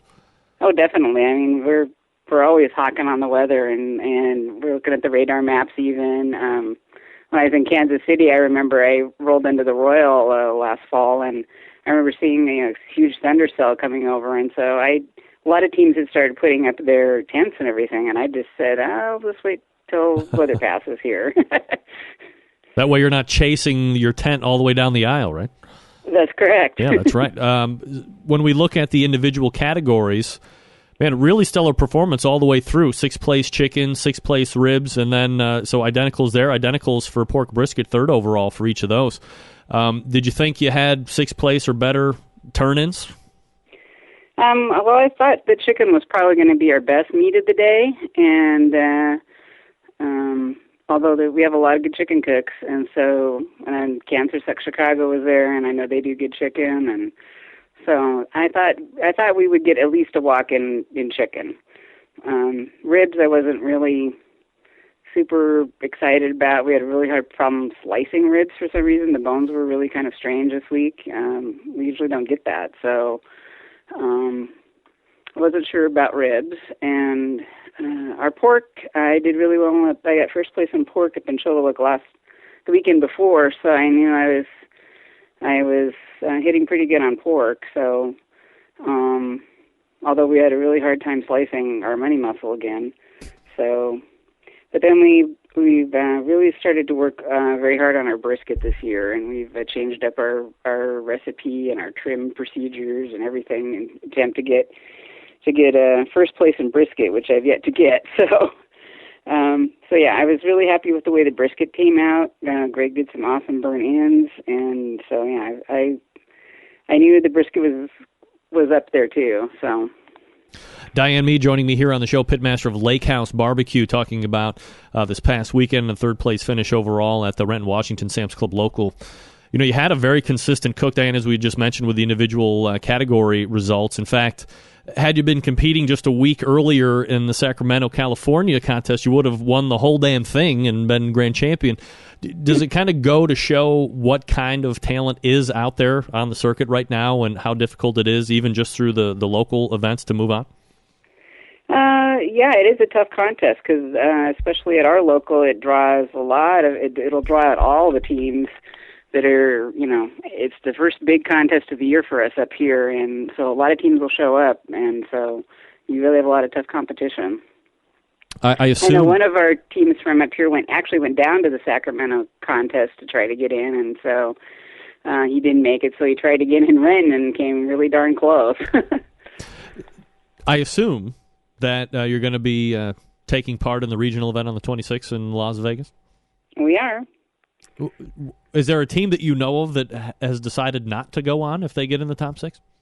Not that I've heard so far.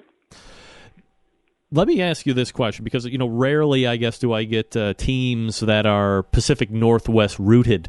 I'll get some of the California guys. We'll get down Southwest area, but when it comes to the Pacific Northwest as a whole, and as you've experienced, do you think that there is a regional flavor profile that is specific to that location in the country, or do you think that all regions have kind of become amalgamated together at this point?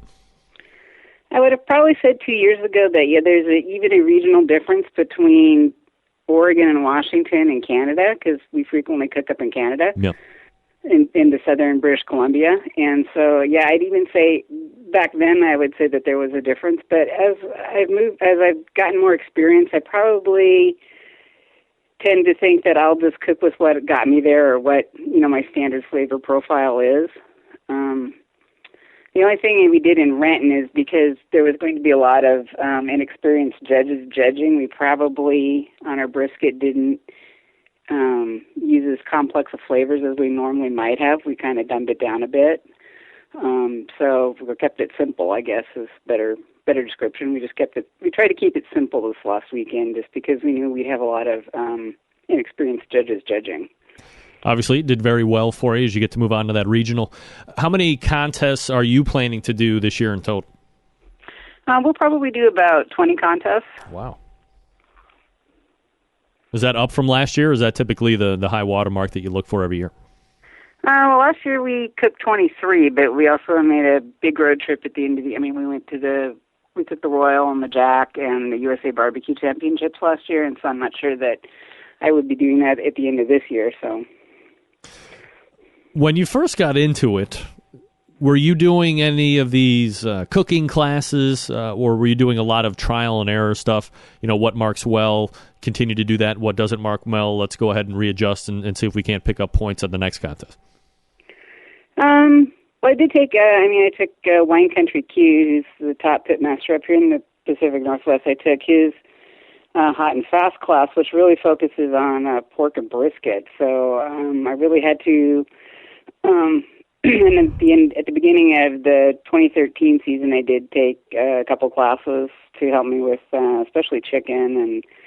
And, I really learned, though, that there's just no wrong way to cook barbecue. And so you have to kind of tailor your style to your equipment and your rubs and flavor profiles that you want to use. So that's really what I learned out of all of that, is that there's just no wrong way to cook barbecue. And I think people take a pork butt and trim it up, severely, and then I've seen people pretty much do nothing to it, and both camps are, multi-grand champion pitmasters. So there's just how you believe the best style is going to work for you.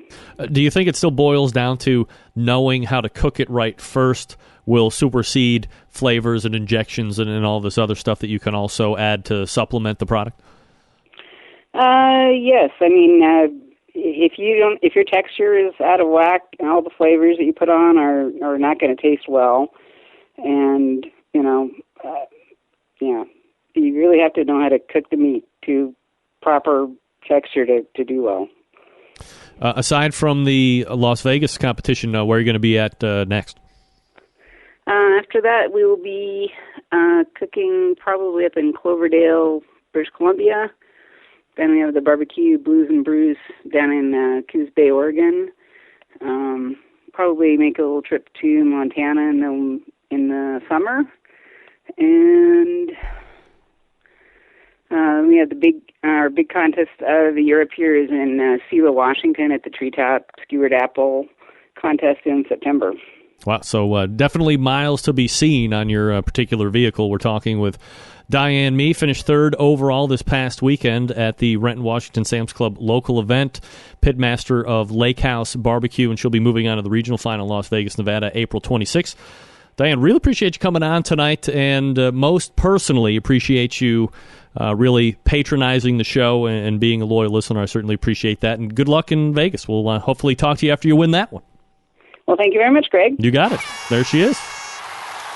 Diane Mee, loyal listener to the show, and obviously doing very well at the pitmaster thing, as she will be moving on to the regional final round in Las Vegas, Nevada in just a few weeks' time. So look for her there. Be wary. Coming out of the Pacific Northwest to Sin City, baby, yet. All right, folks, let me talk to you quickly about Tasty Licks Barbecue. Known for their amazing wide selection of cookers, sauces, rubs, and all things for the backyard cook and for the serious competition team. They sell Big Green Eggs, Kamado Joe, Primo Ceramics, Mac and Green Mountain pellet grills, all of the Weber grills and smokers, as well as Meadow Creek smokers and cookers.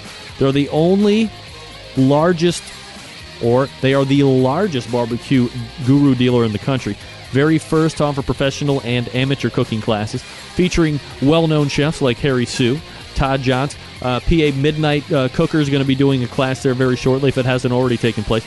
Call Fred Bernardo right now. Call him a smoking guitar player. Call him whatever you want, as long as you buy something. I'm just kidding. Anyway, call him or any of his friends at 800-677-2882. And by friends, I mean friendly staff. Very knowledgeable eggheads, experts, if you will. Or just go over to your internets and look them up at tastylicksbbq.com. And don't forget that the Smoking Guitar Player has well over 150 cooking videos on the website. And in just a couple of them, he doesn't even try to sell you anything. Just keeping it straight knowledge for you. Of course, when you see what he's cooking on or what he's cooking with or the accoutrement that he uses, well, you might convince yourself to buy something all on your very own, and you can do that by visiting his brick-and-mortar location in beautiful downtown Shillington, Pennsylvania, should you see fit, or you can visit tastylicksbbq.com. That's tastylicksbbq.com, or call him toll-free at 800-677-2882. Again, that's 800-677-2882. Fred Bernardo and the gang over at Tasty Licks Barbecue Supply in beautiful, and perhaps more today than any day, tropical Shillington, Pennsylvania. We will be back to wrap up the show right after this. Stick around. We'll be right back.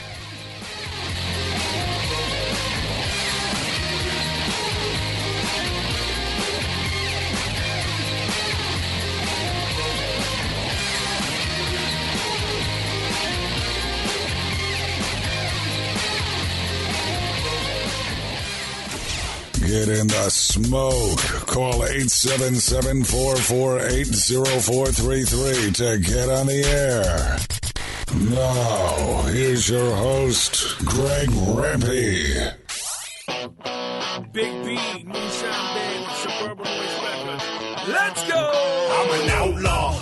Give me 2 shots. We don't need a radio. Bring a All right, welcome back. 216-220-0200. You say that one for 6 years, it's in your brain. 216-220-0966. Email address Greg at thebbqcentralshow.com. Email from John Dawson coming in. Spec plus ham equals spam. Boom. Boom. Drop it like it's hot. Drop it like it's hot.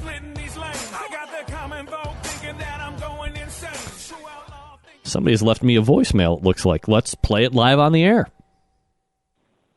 Gregory, this is your mother. I just hang up and I hear you on the radio. I know you're there. Why don't you pick up the phone and talk to your mother? This is really annoying me. Please call me. Goodbye.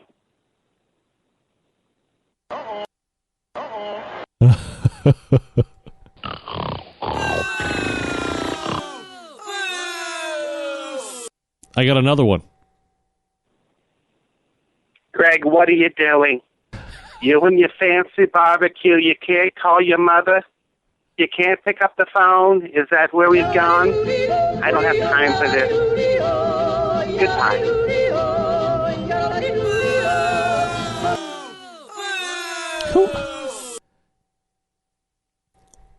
I am literally fascinated that somebody is trying to do an impression of me doing an impression of my mom who doesn't sound like that. Get that big stuff out of here. Keep them coming, sir. Keep them coming, Mom.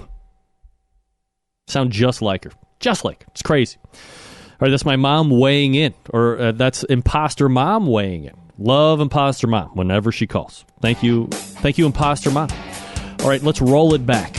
All the way back in the first hour, we talked with Meathead Goldwyn from AmazingRibs.com. We talked a lot about some gadgets that he's going to be dealing with. He's got a new thermometer coming in that's going to be competing with the ThermoPen from ThermoWorks. iCelsius, he talked about. The new Party Q he's going to be testing out as well. He's got the top 10 charcoal grills, gas grills, and smokers on the main page of the website right now, AmazingRibs.com. Plus, we talked about hams and all that good stuff. In the second hour, we talked with Sam Zion, a.k.a. Sam the Cooking Guy. We talked about Hawaii, what his trip was like, what foods they're eating out there, what he likes, what he's suggesting for Mother's Day. Don't go out. Cook for your mom. I can't cook for my mom because she lives in Florida, but, I would cook for her. Instead, I'll cook for my wife, who's a mom to my kids. How about that? Maybe somehow that makes up for it. And then we closed out the show with pitmaster of Lakehouse BBQ, Diane Mee. She third place overall this past weekend in Renton, Washington at the Sam's Club Local. And she'll be moving on to Las Vegas Regional Final April 26th. If you have raw cast iron, season it each and every time. Little Pam, little Crisco, it starts to cool down. Hit it with that grill brush. Let it burn back in each and every time. Generations of rust-free service. September 11th, 2001. I will never forget. Until next Tuesday at 9 p.m. Eastern Standard Time, your program host, proud U.S. American, Greg Rempe. Good night now.